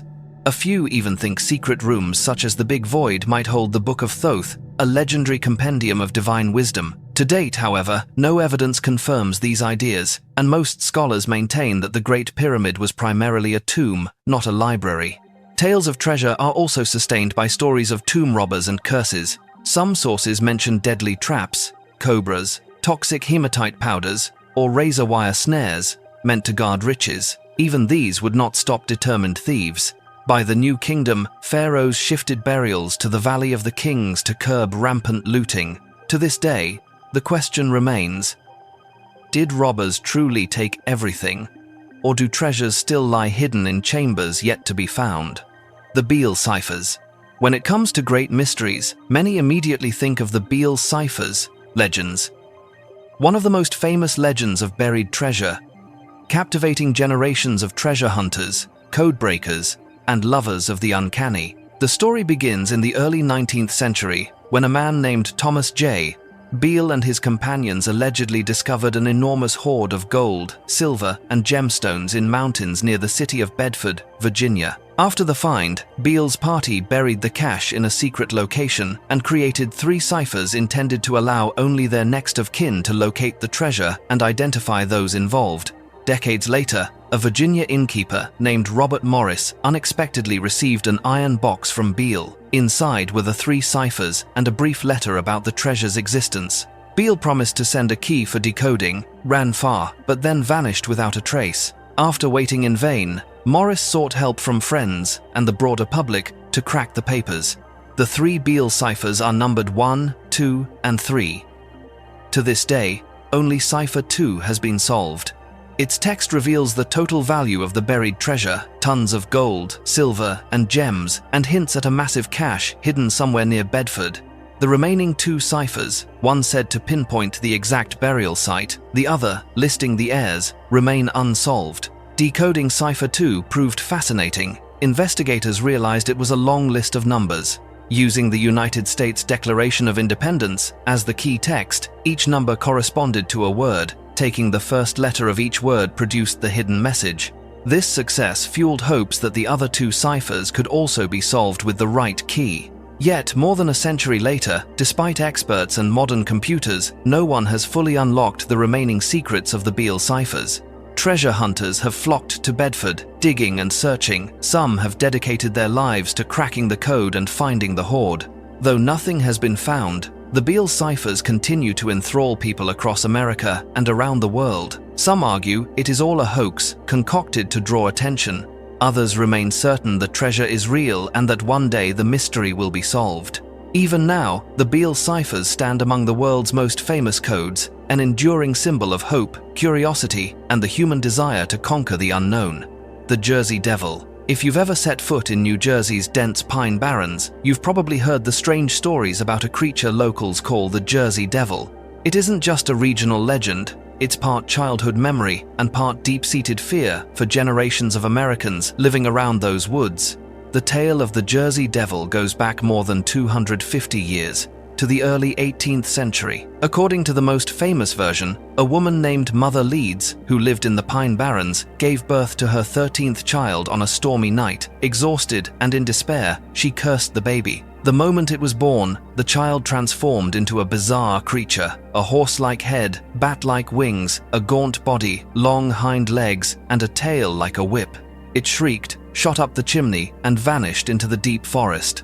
From then on, stories about the Jersey Devil spread. Many claimed they heard blood-chilling cries in the dead of night or saw a silhouette gliding across the forest under the moon. Notably, in 1909, much of New Jersey was thrown into panic when hundreds of residents, along with police officers and newspaper reporters, reported sightings or found strange footprints stamped into the snow and even onto gates. Some accounts say the Jersey Devil attacked livestock, with cats and dogs turning up dead in large numbers for no clear reason. Others said they were paralyzed with fear after one glance at its glowing red eyes and grotesque shape. Hunters and hikers even organized searches, but everyone came back empty-handed. Many researchers argue that the Jersey Devil is a product of collective imagination, a blend of fear of nature and old folk tales. Even so, plenty of people are convinced that some unknown creature really does live somewhere in the vast, desolate Pine Barrens. In recent years, there have still been occasional claims of a strange, horse-headed, bat-winged figure darting across roads or perching atop tall trees. To this day, the Jersey Devil remains one of America's most vivid legends. It appears in books and on television, and it inspires films, comics, and local festivals. For New Jerseyans, the Jersey Devil is more than a ghost story. It's a symbol of the mystery and allure that linger in the wild places we've yet to tame. The Bell Witch. In the quiet countryside of Tennessee, one of America's most famous ghost stories took shape in the early 19th century. FIDA, chilling generations who dared to speak its name. This is the legend of the Bell Witch, the spirit said to have haunted the Bell family of Robertson County for years. It began around 1817, when John Bell, his wife, and their children suddenly encountered inexplicable phenomena. At first, the family heard loud knocks hammering at the walls and heavy footsteps pacing dark hallways where no one stood. Things escalated. Objects shook on their own, bedding was yanked from the beds, and doors and windows slammed shut without a hint of wind. Worst of all, family members, especially the young daughter, Betsy Bell, were repeatedly attacked by an unseen force. Her hair was pulled, her face slapped, and she was shoved to the floor, though no one could be seen nearby. On some nights, the family heard whispers and even mocking laughter drifting from the house's shadowed corners. The spirit could mimic the voices of family members and revealed secrets no one had ever spoken aloud. Word of the Bell Witch spread across Tennessee, drawing curious neighbors and strangers who wanted to witness the events firsthand. Some visitors said they heard the strange sounds or felt a cold dread when they neared the Bell farm. A few dismissed it all as a cruel hoax, but many swore the Bell Witch was real. According to the legend, the spirit called itself Kate Batts, D.C., said to be a neighbor who had quarreled with John Bell in life. Some believe the Bell Witch came to exact revenge and bring ruin upon the family. The haunting dragged on for years, wearing John Bell down until he died under mysterious circumstances in 1820. Many claimed the Bell Witch caused his death, pointing to the eerie, triumphant laughter that reportedly echoed through the house the day he passed. Afterward, the activity at the Bell farm gradually subsided, but the legend never did. The story has become a bedrock of American folklore, ATIA, appearing in books and films, and fueling ghost hunting trips to Tennessee. Even now, people visit the old Bell property, hoping to witness something uncanny, recombat, or at least to feel the spine-tingling fear that once held sway there. Whatever the truth, the Bell Witch remains one of the nation's most notorious hauntings, pushing us to question the boundary between the visible world and mysteries no one can yet explain. The Voynich manuscript. The world holds no shortage of ancient books steeped in mystery, but few have confounded scholars like the Voynich manuscript. Discovered in the early 20th century, this work remains unreadable, unknown, its content and origins unknown. The story begins in 1912 when a rare book dealer named Wilfrid Voynich purchased a lot of old volumes from an Italian monastery. Among them was a manuscript of a bit over 200 pages, bound in sheepskin, written entirely in an unfamiliar script unlike any known language. The book took its name from its discoverer, the Voynich manuscript. What made it famous was simple. No one, not linguists, not code breakers, not the best cryptanalysts in the United States military, could decipher it. From the moment it arrived in America, it attracted attention, from university professors to analysts at the NSA and CIA, to puzzle enthusiasts worldwide. Hundreds of theories have been proposed, none has moved beyond speculation. The pages are filled with strange drawings, plants that don't exist in nature, astronomical symbols, maps, and nude women standing in pools or within complex networks of tubes. Some say it's an ancient herbal, others a grimoire, a scientific notebook, or even a message from extraterrestrials. Modern scientific analysis dates the manuscript to the early 15th century. But who wrote it, why it was written, and what it says, no one knows. Many experts argue it's no hoax. The internal language is complex and consistent, showing none of the randomness one would expect from a fraud. Today, the original resides at Yale University's library, while digitized copies circle the globe. Every year, hundreds of researchers, codebreakers, and international teams take a crack at it, and still, no one has succeeded. Who authored this book, and why use a language no one else knew? The Voynich manuscript is more than an unsolved riddle. It's a testament to human curiosity and our drive to explore the unknown. It reminds us that mysteries still wait beyond our current understanding, inviting anyone bold enough to try. The Lost Dutchman's Gold Mine. In the rugged Superstition Mountains east of Phoenix, Arizona, a legend has endured for more than a century: the Lost Dutchman's Gold Mine. It's one of America's best-known treasure mysteries, drawing not just professional prospectors, but also everyday adventurers and dreamers.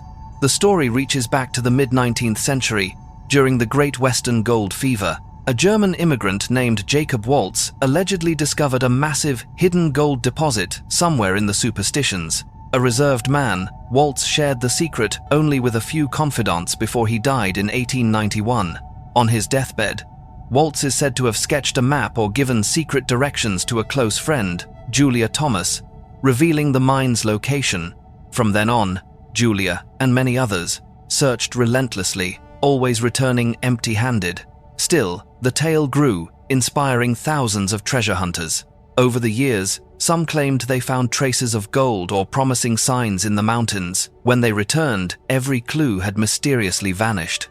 There are even stories of seekers who disappeared or met with accidents in the steep, treacherous canyons. The superstitions earned their name in part from these dark rumors, hauntings, curses, and dire warnings to the greedy. Some historians argue the mine is pure fiction, others point to evidence of 19th century gold workings in the region. Old maps, cryptic notes, and symbols carved into rock keep hope alive that a real hoard remains hidden somewhere in the range. Every year, hundreds hike into the superstitions, hoping to be the first to locate the lost Dutchman's cache. Research groups, treasure hunters, and curious tourists all continue the search, braving hazards and legends about those who went too far. The Flatwoods Monster. In the peaceful countryside of West Virginia, an event in 1952 gave rise to the legend of the Flatwoods Monster, EK, captivating locals and, soon enough, UFO hunters and paranormal enthusiasts across America. On the evening of September 12, 1952, in the small town of Flatwoods, a group of teenagers and a mother saw a glowing object fall onto a nearby hill. Curious, they grabbed flashlights and went to investigate. There, they encountered a towering figure standing motionless in the dark. Witnesses described it as 2 to 3 meters tall, with a heart-shaped head, burning red eyes, and a dark, metallic-looking cloak. The lower body seemed to trail into tendrils, or hover above the ground, creating an eerie, otherworldly impression. Those present said a strange, nauseating odor filled the air as the creature moved, sending them fleeing in terror. News of the encounter spread quickly through Flatwoods and then nationwide. Reporters, UFO researchers, and even the military came to investigate, but no definitive evidence turned up. Still, odd traces and the consistent witness descriptions made the case all the more intriguing. In the years since, theories have multiplied. Some believe the Flatwoods Monster was an extraterrestrial visitor who arrived by UFO. Others say it was simply a large owl or some other wild animal. Yet no one has explained why so many people reported the same, distinctly shaped being. Whatever the truth, the Flatwoods Monster has become a civic icon. The town hosts an annual festival, maintains a small museum, and welcomes tourists who come to learn about the legend. The creature appears in films, comics, and countless TV programs about UFOs. The Curse of the Hope Diamond. The Hope Diamond has long stood as a symbol of wealth and power, yet it is also said to carry a mysterious curse, one believed to bring misfortune to anyone who ever possessed it. The story of the Hope Diamond begins in the 17th century, when it was mined from the Kolar pit in India. At first, the gem weighed more than 112 carats and was regarded as a gift fit only for royalty and kings. Even then, rumors of a curse took hold. Anyone who laid a hand on the stone would pay with calamity or a terrible death. One of the most famous tales centers on Jean-Baptiste Tavernier, the French gem dealer who first owned it. According to legend, Tavernier stole the diamond from a sacred Indian temple, angering the gods and drawing down a curse upon himself and every later owner. After selling the diamond to King Louis XIV of France, Tavernier was said to have lost his fortune and died under mysterious circumstances in Russia.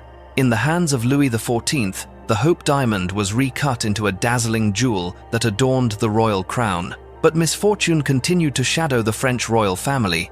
King Louis XVI and Queen Marie Antoinette were executed by guillotine during the upheaval of the French Revolution. Some believed the diamond itself was the source of the catastrophe, the cause of the dynasty's bloody downfall. The Hope Diamond changed owners many times thereafter, and with each transfer the curse seemed to grow stronger. Its next prominent owner, Henry Philip Hope, NDHE, an English aristocrat whose name the stone now bears, saw his wealthy family later sink into bankruptcy and inexplicable misfortune. Members of the Hope family died under strange circumstances or faced heartbreaking personal tragedies. In the early 20th century, the diamond passed to Pierre Cartier, the famed jeweler, who soon sold it to the wealthy American McLean family. Evelyn Walsh McLean, its next owner, initially scoffed at the rumors. Yet shortly after she acquired the stone, her life was overturned by a string of tragedies. Her son died in a car accident, her daughter from a drug overdose, and her husband passed away in a mental institution. These sorrows hardened public belief in the deathly curse hidden within the blue diamond. After Mrs. McLean's death, the gem was sold to renowned dealer Harry Winston. Seemingly mindful of the curse, Winston chose not to keep it. He donated the diamond to the Smithsonian Institution in 1958, where it remains on display. Curiously, since entering the museum's collection, no major misfortune has been tied to it. Has the curse ended, Or is it merely awaiting its next private owner? Many theories attempt to explain the true origin of this strange curse. Some historians argue that the tragedies linked to the diamond are coincidences embroidered by public imagination. Others believe the stone genuinely holds a mysterious energy, a negative force strong enough to influence the fates of those who possess it. Whatever the truth, the Hope Diamond continues to captivate millions around the world. It embodies mystery, the dangerous allure of things we cannot yet explain. D.B. Cooper, a mysterious man, a daring mid-air hijacking unlike anything in aviation history, and a vanishing act into a cold night sky. 1902, the story of D.B. Cooper is one of America's most famous and perplexing cases, confounding investigators for more than 50 years. It began on the evening of November 24, 1971, the day before Thanksgiving. A man calling himself Dan Cooper boarded Northwest Orient Flight 305. Dressed in a neat suit and wearing dark sunglasses, he seemed calm, yet minutes after takeoff, he would carry out one of the boldest hijackings in United States history. Shortly after departure, Cooper asked flight attendant Florence Schaffner to come closer and handed her a small note. She first assumed it was a flirtatious message, but when Cooper calmly signaled for her to read it, the situation turned grave. "I have a bomb in my briefcase." Tension spiked at once. Cooper cracked open the case, revealing a device wound with wires and what looked like sticks of explosive. He dictated his terms: $200,000 in cash, 4 parachutes, and a fuel truck waiting in Seattle to refuel the aircraft upon landing. He remained unnervingly composed, never panicking, never raising his voice, only heightening the crew's anxiety. When the plane touched down in Seattle, the passengers were released in exchange for the full ransom. Cooper kept the flight crew aboard and ordered a takeoff toward Mexico City. Strangely, he then directed the pilots to fly low and slow on a southerly course. Around 8 o'clock that night, with the plane at just over 3,000 meters, amid thick clouds and heavy rain, Cooper moved to the rear stairway. That was the last time anyone saw him. Moments later, a sudden shift in cabin pressure indicated the aft door had opened. The man who came to be known as D.B. Cooper leapt into the night, carrying the ransom with him, and from that instant, he vanished without a trace. A months-long search covered vast swaths of wilderness in Washington and Oregon. The FBI mobilized military units, local police, helicopters, and tracking dogs, scouring the terrain meter by meter, yet no sign of Cooper emerged. He had disappeared as if he had never existed.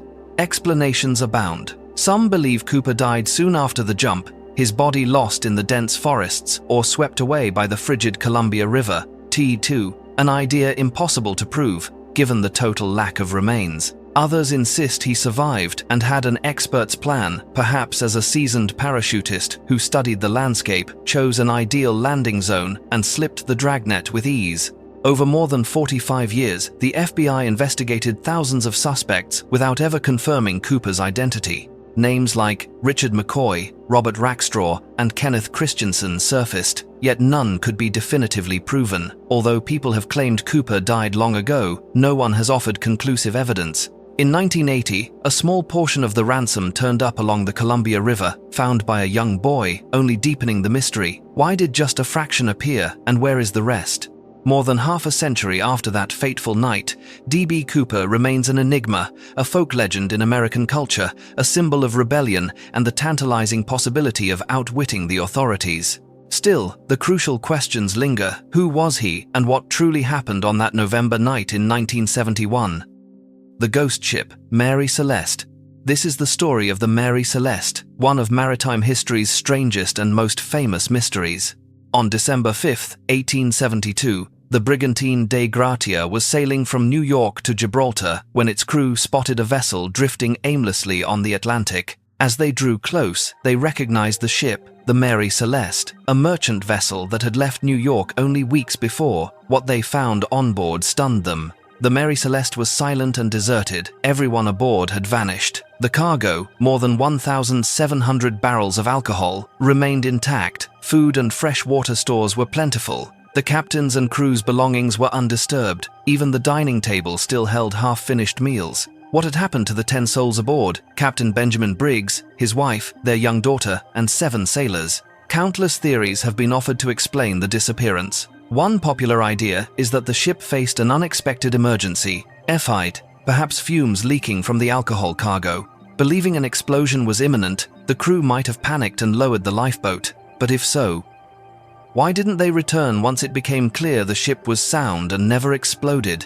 Another oft-cited theory is that the Mary Celeste was caught in a violent storm or some rare weather phenomenon, convincing the crew the vessel was about to founder and forcing them to abandon ship. Yet if that were the case, why were personal effects, logs and papers so neatly left behind, with no sign of chaos?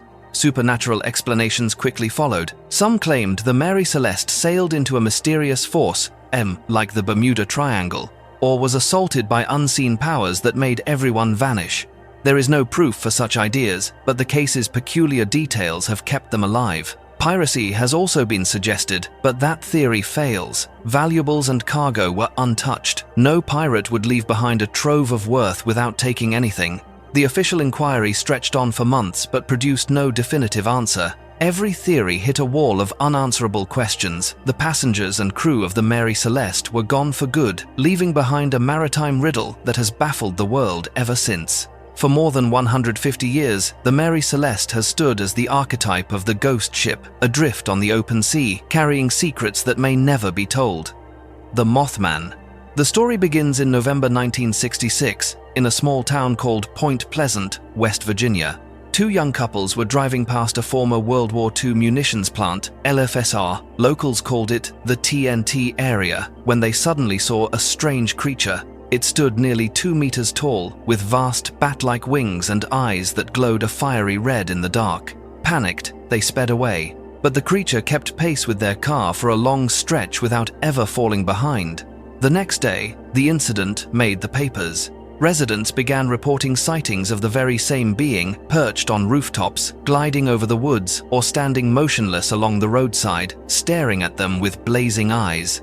1 year later, on December 15, 1967, the Silver Bridge, connecting West Virginia and Ohio, collapsed during rush hour, killing 46 people. The official cause was a faulty steel component that failed at a weak link. But for the people of Point Pleasant, the disaster was more than an accident. Many claimed they had seen the Mothman near the bridge in the days just before the tragedy. And the Mothman did not stop in West Virginia. In 1986, several workers at Ukraine's Chernobyl nuclear power plant said they had seen a giant, black-winged figure with red eyes circling the area days before the worst nuclear disaster in human history.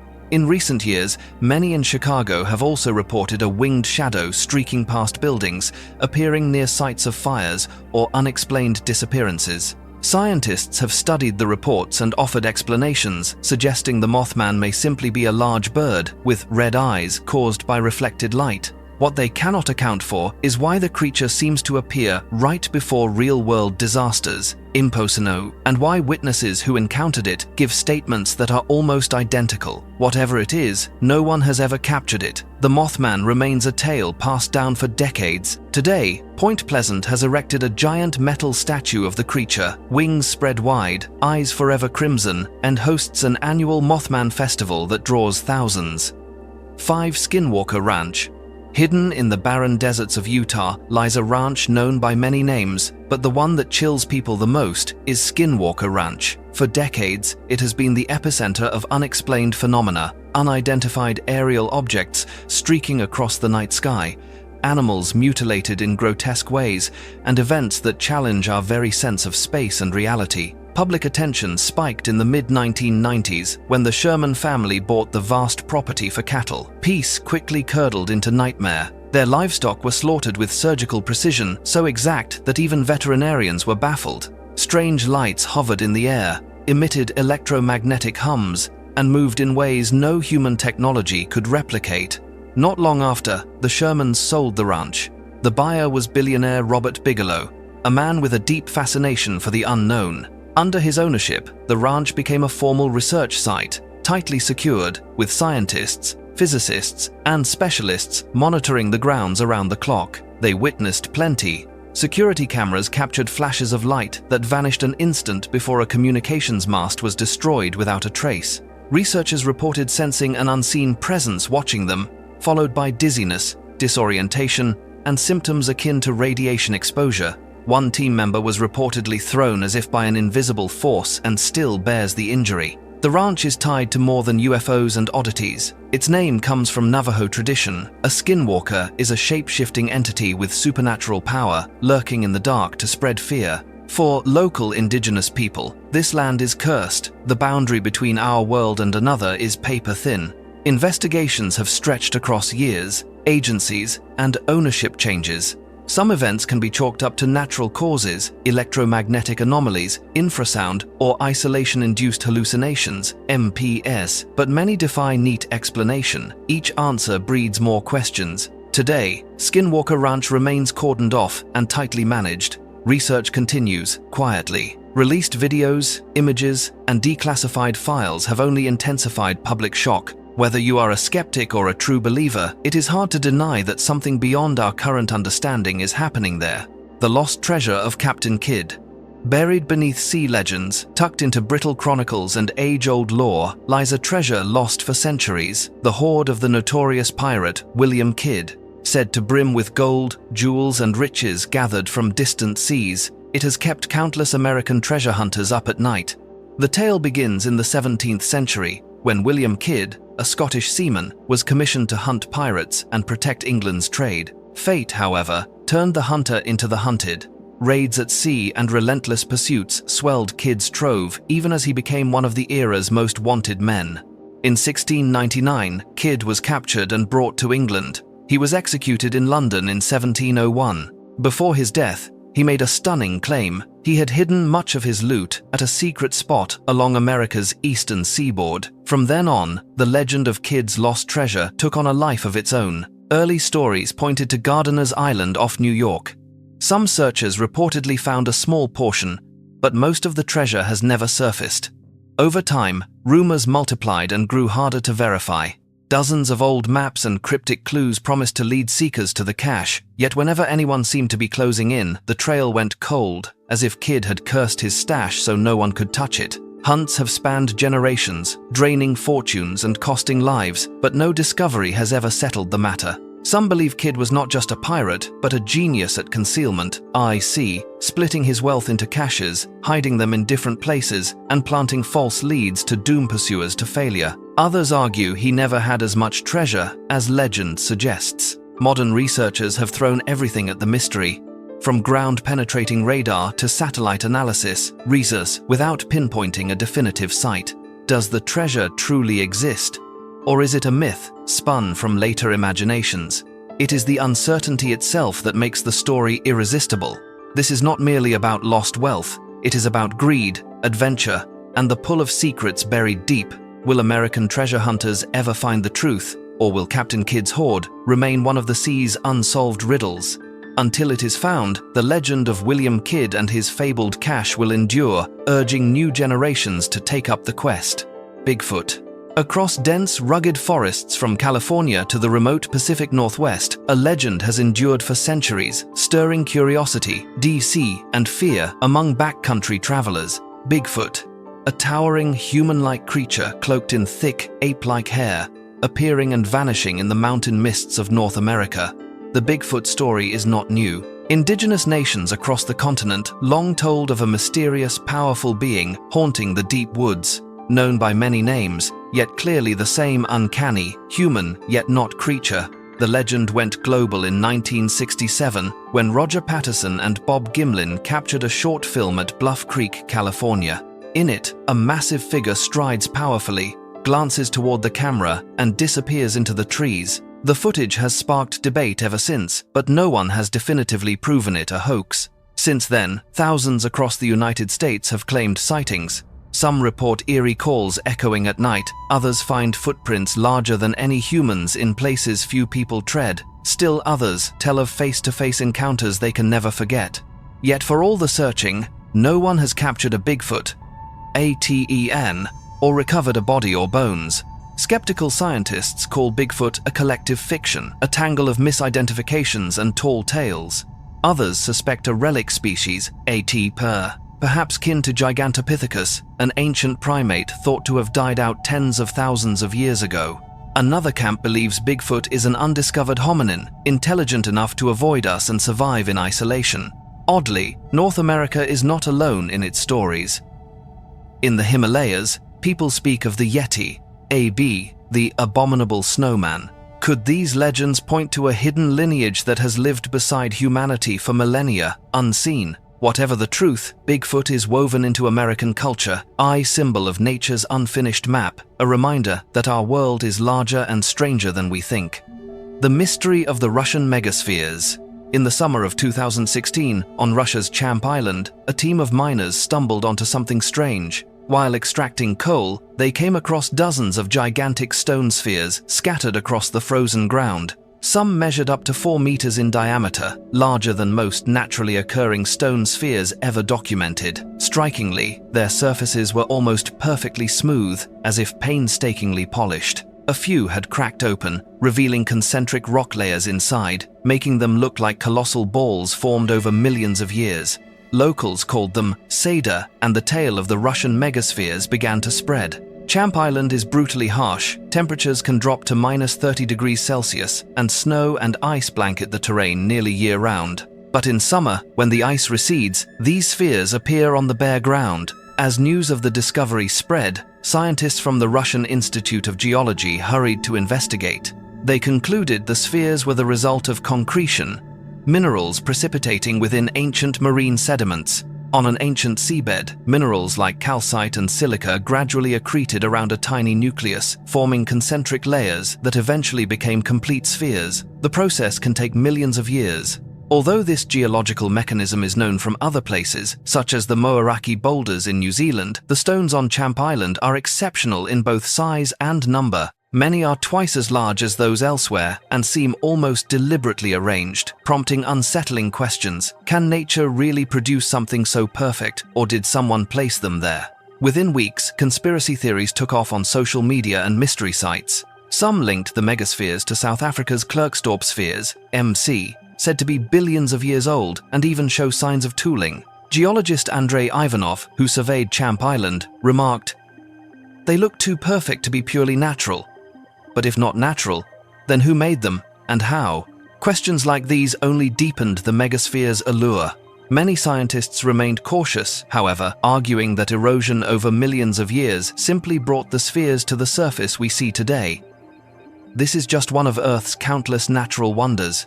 The story turned stranger in 2018 when an amateur expedition visited Champ Island to see the megaspheres firsthand.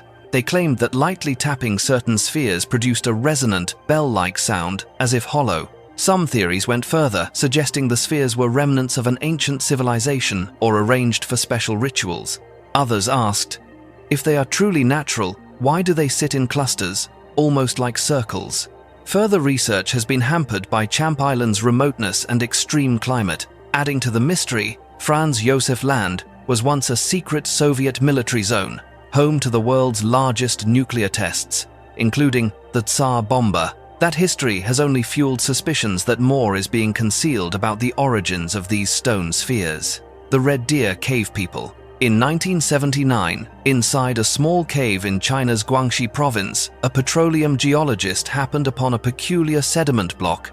Within it were human bones, animal bones, charcoal, and scorched clay. Recognizing its importance, he sent the block to the Yunnan Provincial Museum in Kunming for further study. 10 years later, in 1989, archaeologists excavated another cave near the city of Mengzi, also in Yunnan. This site became known as Red Deer Cave. Digging deeper, they found more human bones, stone tools, and a great many burned red deer remains. The evidence suggested people there hunted and ate red deer, ITT, hence the name Red Deer Cave People.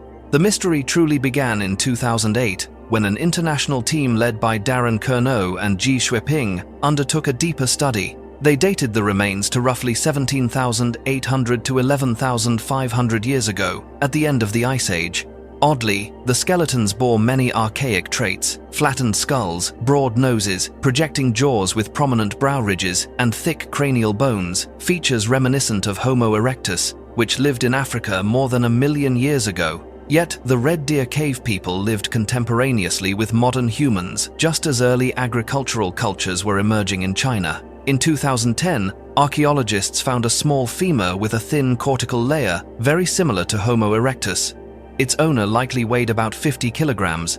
When these findings were published in 2012, the scientific community was stunned. Curno's team proposed they might represent a new human species, MSL, or the descendants of an archaic group that survived in isolation in the mountains of southwest China. Others suggested they could be hybrids of modern humans and an archaic lineage like the Denisovans, known mostly from DNA and once widespread across Asia. Another hypothesis held that rugged highlands served as refuges for archaic humans, much as the Hobbit survived on Flores in Indonesia. Not everyone agreed. Marta Mirazón-La, an evolutionary biologist at the University of Cambridge, argued the Red Deer cave people were modern humans with unusual features that arose genetically in a small, isolated population. Modern humans can be highly variable. Unusual traits need not imply a new species. But when the team reanalyzed the femur in 2015, they found it fell outside the range of variation for modern humans, hinting at deeper archaic roots. Some scholars think this could mark a very early migration out of Africa, predating the major expansion across Asia 60,000 years ago. Everything changed in 2022 when Chinese scientists sequenced portions of DNA from the Maludong skull. The result was unexpected. The Red Deer cave people were, in fact, modern humans genetically close to present-day East Asians and to indigenous peoples of the Americas. The skull belonged to a woman who may have been an ancestor of those who crossed the Bering Land Bridge into the New World. Even so, the puzzle remains. If the Red Deer cave people were modern humans, why did they retain traits so similar to extinct archaic groups? If they were hybrids or a distinct species, how did they persist alongside advanced cultures at the end of the Ice Age? The case reminds us that human history is complicated and cases, and that Asia's caves still hold untold secrets. The Indus Valley Script, an unsolved mystery. More than 4,000 years ago, a great civilization flourished along the Indus River plain. Cities like Harappa and Mohenjo-Daro boasted meticulously planned streets, buildings, and drainage systems, Dalo. Far ahead of many contemporaries, yet one thing archaeologists and historians still cannot decipher is the Indus script. Since the late 19th century, when scholars first unearthed small stone seals carved with enigmatic symbols, a central question has lingered.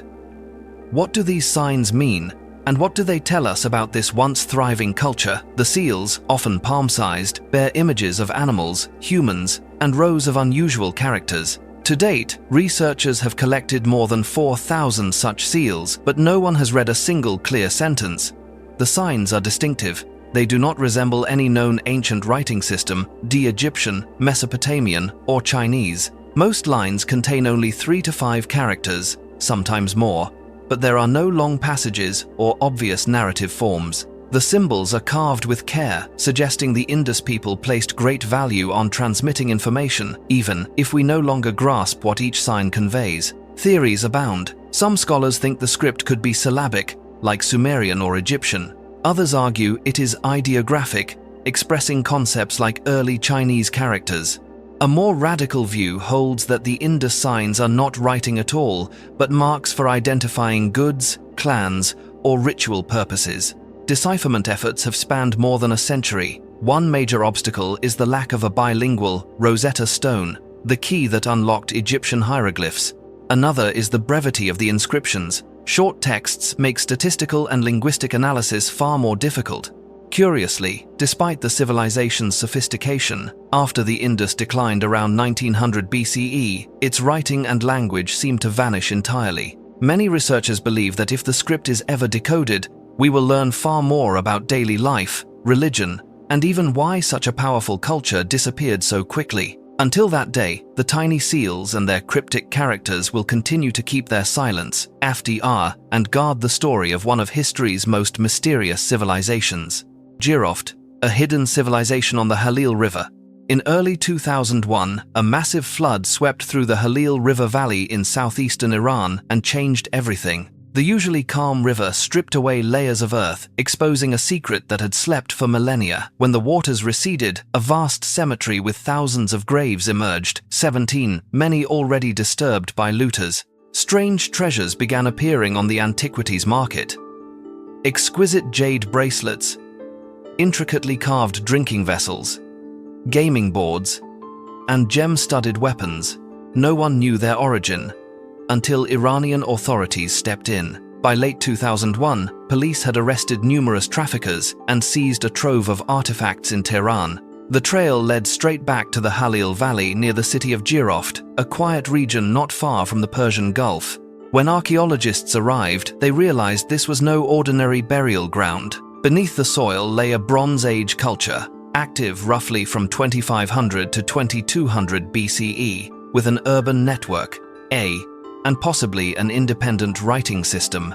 Nearby, 2 artificial mounds yielded even more, traces of a grand fortress and an ancient ceremonial complex. Finds from Jiroft stunned the world. A chlorite vessel depicted a 2-horned figure wrestling snakes, recalling Sumerian myth. A massive stone weight showed people taming wild beasts. A classic Bronze Age motif, cylindrical vessels carved with palace facades, columns and miniature ziggurats, strongly resembled Mesopotamian architecture. Archaeologist Youssef Majidzadeh even suggested Jiroft could be the fabled land of Aratta, celebrated for its wealth in Sumerian lore. He pointed to a brick inscribed with geometric signs, FET, possibly the earliest Elamite, FET, and proposed Jiroft as a true source for cuneiform. Scholars like Oscar Muscarella, however, urged caution, noting that more definitive evidence is needed. Jiroft's scale only heightens its intrigue. Konar Sandal B rises 21 meters, with the remains of a vast 2-story fortress beneath, its mud brick walls up to 11 meters thick. Less than a mile away, Konar Sandal A holds a ceremonial structure that may once have been a major temple. Since 2014, international teams from Italy, France, and Germany have uncovered residential districts and craft workshops, cylinder seals, virtually identical to those of Mesopotamia. I suggest a complex system of administration and trade. Not everyone accepts Jiroft as an independent civilization. Some argue it was a commercial hub influenced by neighbors like Elam to the west and the Indus Valley to the east, an idea supported by the site's intercultural artifacts. Debate aside, Jiroft's mystery endures. If it truly was a cradle of civilization, why was it forgotten for 5,000 years? Perhaps the 2001 flood was a turning point of fate, accidentally returning a buried world to the light. Jiroft reminds us that human history still holds vast, uncharted corners. Sometimes, a single unexpected flood can unveil an entire civilization, brilliant once and then lost to time.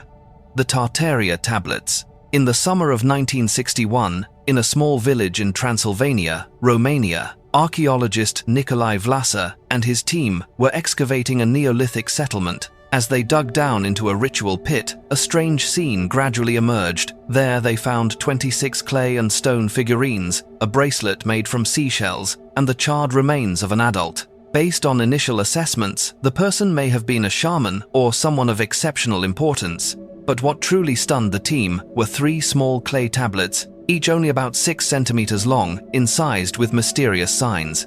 Notably, a rectangular tablet and a round one had holes drilled through them, as if they had once been worn or hung.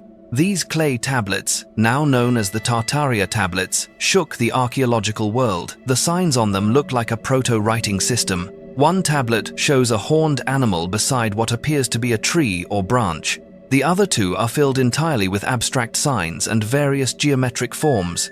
What is remarkable is how closely these signs resemble those of the Vinca symbol system from a culture that spread across Romania from roughly 4500 to 3700 BCE. What makes the Tartaria tablets stand out is the question of their date. Based on associated artifacts and the excavated layer, some scholars believe the tablets could date to around 5300 BCE. If true, they would precede Sumerian cuneiform and Egyptian hieroglyphs by at least 1 millennium each AE, implying that Eastern Europe, not Mesopotamia, might have been the birthplace of humanity's first writing system. Not everyone agrees. When Vlasa sent the tablets to the Cluj Museum for conservation, they were fired at high temperatures, inadvertently destroying the possibility of direct carbon-14 dating. This has fueled fierce debates over the tablets' true age. The mystery deepened as researchers compared the Tartaria tablets with similar artifacts. Some linguists have suggested possible links to Linear A on Crete or prototypes for scripts on Cyprus. To date, however, no one has deciphered the signs. The Vinci system includes about 700 distinct symbols, nearly as many as Egyptian hieroglyphs, leading linguists like Harman to argue it was a true script used to record trade transactions or rituals. Yet the inscriptions are so short that decipherment is extraordinarily difficult. Bolder theories abound. Some claim the Tartaria tablets are evidence of a hidden civilization with writing earlier than Sumer, later forgotten or deliberately overlooked by history. Though unproven, the idea has stoked curiosity about a once flourishing ancient Eastern Europe that slipped into oblivion. A few have even tried to link the signs to ancient Magyar, but such proposals face strong pushback due to a lack of evidence. The lost city of Pavlopetri. More than 5,000 years ago, as humanity's earliest civilizations were just emerging, a bustling city once stood on the Greek coast. Then the sea swallowed it, carrying its streets, houses, and tombs down to the seafloor. Pavlopetri, Moai, the oldest known submerged city ever discovered, was that place. The story begins in 1904, when a Greek geologist first noticed unusual lines beneath the water near Vatica Bay, on the southern Peloponnese. But it was not until 1967, when marine archaeologist Nicholas Fleming resurveyed the spot, that Pavlopetri's secret truly came to light. Only a few meters offshore, and at a depth of roughly 3 to 4 meters, the remains of a city lay buried under the sea for millennia. In 1968, a team from the University of Cambridge mapped the site in detail, identifying a street grid and more than 37 ancient tombs. Pottery sherds, stone tools, and other finds dated the city to around 3500 BCE, making it the oldest underwater city ever found. Pavlopetri's extraordinary state of preservation sets it apart. Beneath sand and seawater, the city still retains a clearly planned street network, 2-story houses with courtyards, and a large central square. Across more than 9 acres, archaeologists also found a sophisticated water management system of channels and conduits. Pottery from Crete, loom weights, and tools indicate Pavlopetri was a thriving center for trade and textiles. The biggest mystery is why such a well-built city was engulfed by the sea and never rebuilt. For decades, scientists have sought answers. In 2009, researchers from the University of Nottingham, working with Greece's Ministry of Culture, used sonar and underwater robots to create a 3-dimensional map of the entire city. They uncovered thousands more square meters of architecture, including a Great Hall and additional streets. The new findings confirmed that Pavlopetri flourished continuously from the Neolithic into the Mycenaean period. But the reason for its submergence remains elusive. Several hypotheses compete. Some point to successive earthquakes, CE, particularly around 1000 BCE or 375 CE, causing subsidence and inundation. The Peloponnese is highly seismic, lending weight to this view. Others argue that gradual sea level rise and land subsidence drowned the city over time. When first built, Pavlopetri sat about 3 meters above sea level. By 1200 BCE, it was already highly prone to flooding. A few link Pavlopetri to the Atlantis legend, noting it predates Plato's tale, though most scholars consider that a coincidence. Still others suggest economic collapse or political upheaval, minus Cly, such as Dorian incursions, might have prompted residents to abandon the city before it finally sank. Pavlopetri is not just a relic, it opens a window onto life 5,000 years ago. It reveals a complex society and robust maritime trade. Its urban planning and waterworks show a well-organized community, challenging the notion that the era was dominated only by small, simple villages. Yet the riddle endures. Why was a once vibrant city left behind, never rebuilt? Did its people escape a catastrophe, or were they carried off by the sea? And how many other ancient cities still lie silent beneath the waves? Today, Pavlopetri faces threats from pollution, looting, and tourism. Even under UNESCO protection, it stands as a reminder of how fragile the past can be. The Rendlesham Forest, UFO, darkness and light in England's deep woods. In late December 1980, as Britain shivered through winter and Cold War anxieties simmered, something anomalous appeared in Rendlesham Forest, Suffolk, a mystery that would haunt both the military and the public for decades. It began before dawn on December 26th. At the east gate of RAF Woodbridge, a security patrol spotted red beams cutting through the dense forest canopy. At first, they suspected a plane crash, but what happened next defied expectation. Sergeant Jim Penniston and John Burroughs drove into the woods to investigate and found themselves before a strange object hovering only a few dozen centimeters above the ground.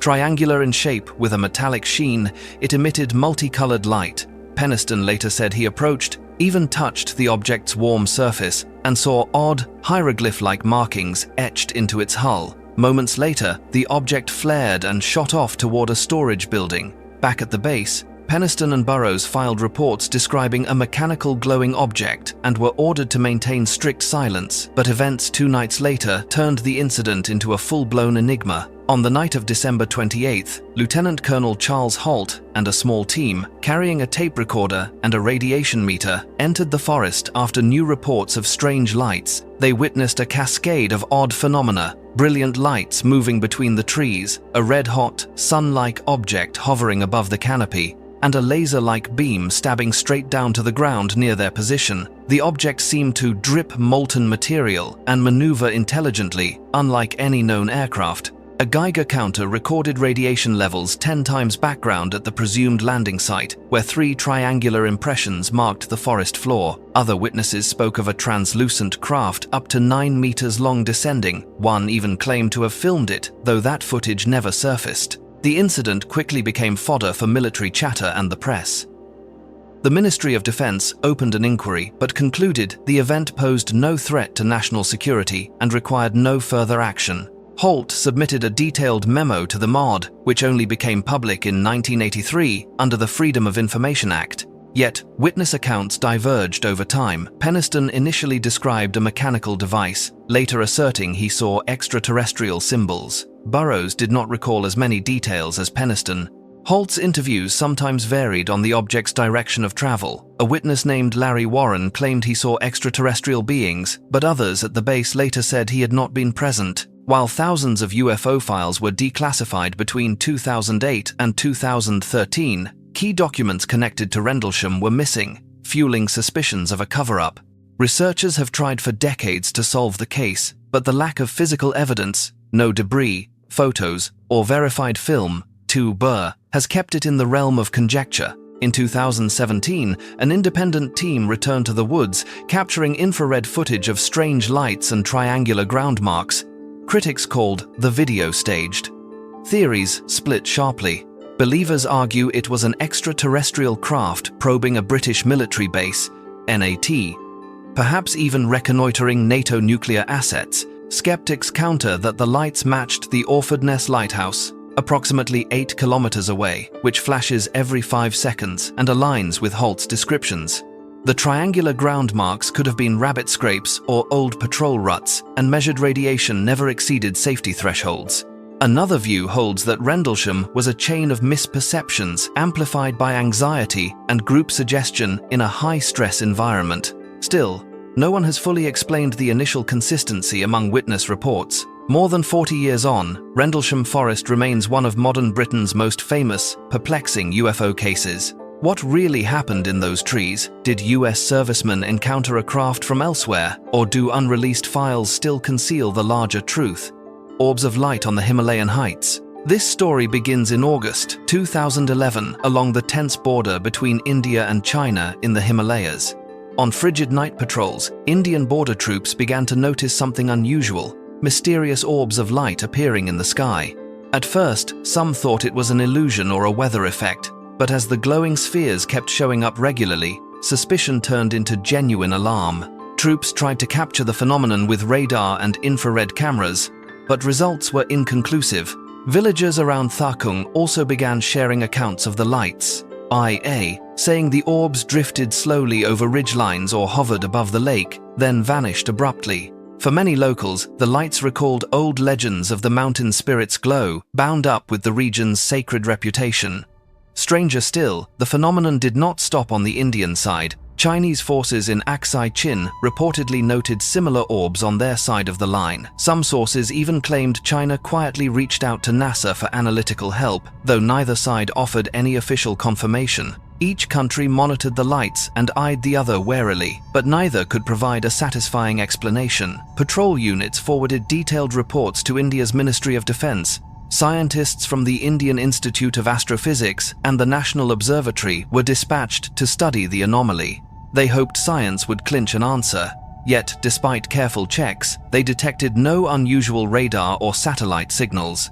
A year later, the Institute of Astrophysics suggested the lights might be atmospheric, H8, perhaps plasma glows produced by high altitude and the Himalayas' strong geomagnetic conditions. But a nagging question lingered. If they were purely natural, why did the orbs appear so regularly and move as if with intent? As scientists hesitated, international UFO researchers took notice. Media comparisons were drawn to famous sightings in the United States and Europe. Some recalled the 1980 Rendlesham Forest case, where British troops reported strange lights near a nuclear facility.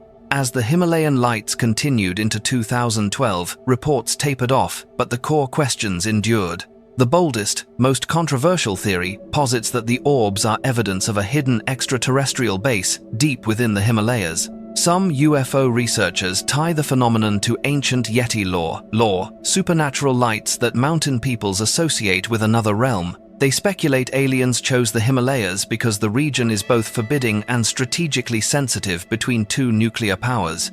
Although no concrete evidence supports this, UFO theories spread widely across social media and international forums. More cautious voices say mass psychology or misidentification in severe weather could be at work. Yet, more than 100 independent reports, shown from soldiers to villagers, describing the same glowing orbs make that explanation feel thin. More than a decade later, the Himalayan border UFO mystery of 2011 still lacks a definitive answer. Reports remain in military files, stories still resurface in the international press, hard physical evidence is conspicuously absent. Were those luminous spheres signals from a secret off-world base, off-war manifestations of as-yet unpublicized military technology? The mystery remains. The origin of medicines in mummies, the mystery of immortality. The ancient Egyptians' mummification technique emerged around 2600 BCE and remains one of humanity's most astonishing achievements. Egyptians believed the body housed the soul, and preventing decay was essential for pharaohs and the elite to live eternally in the afterlife. The mummification process typically lasted 70 days. It began by removing the internal organs, leaving only the heart. Priests then used natron salt to desiccate the body, applied precious tree resins to the skin, and meticulously wrapped hundreds of meters of linen, interleaving amulets between the layers. What surprises modern scientists most are the medicines the Egyptians used. These ingredients not only prevented decomposition, but also left mummies fragrant after thousands of years.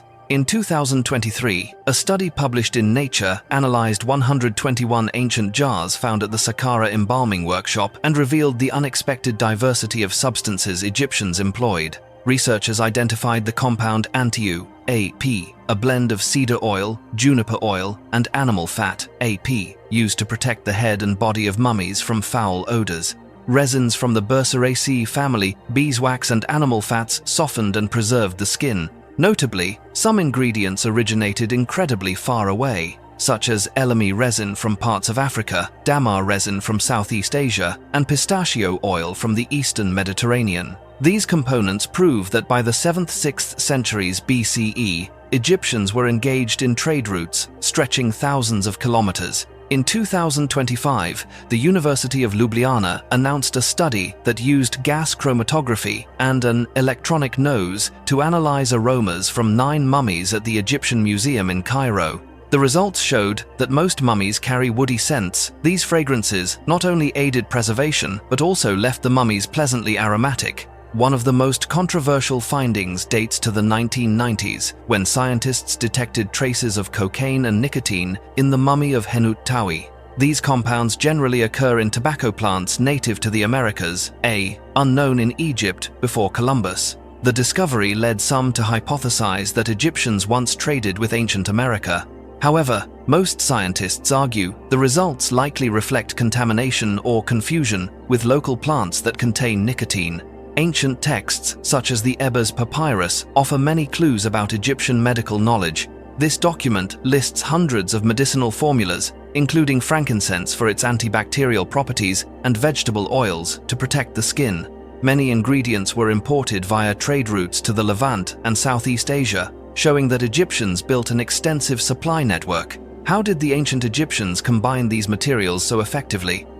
Some scholars believe their knowledge accumulated over generations of experimentation and observation of how herbs affected wounds. In 2019, archaeologist Mohammed Mujahid, while studying the mummy of Kuwi, discovered a synthetic resin adhesive from the Old Kingdom, indicating that Egyptian embalming techniques had reached an advanced stage very early on. Even today, although scientists have unraveled many secrets, the origin of the medicines used in mummification remains a major question. Did the Egyptians rely solely on practical experience, or did they possess a body of knowledge that transcended time? Mummies perfumed with frankincense and precious woods are not only triumphs of preservation, knowledge, they are portals into the knowledge base and mysteries of a great civilization that still awaits full discovery. If you found today's story fascinating, feel free to share your thoughts in the comments below, and don't forget to subscribe to our channel so you won't miss out on exploring more unsolved mysteries with us. See you in the next video.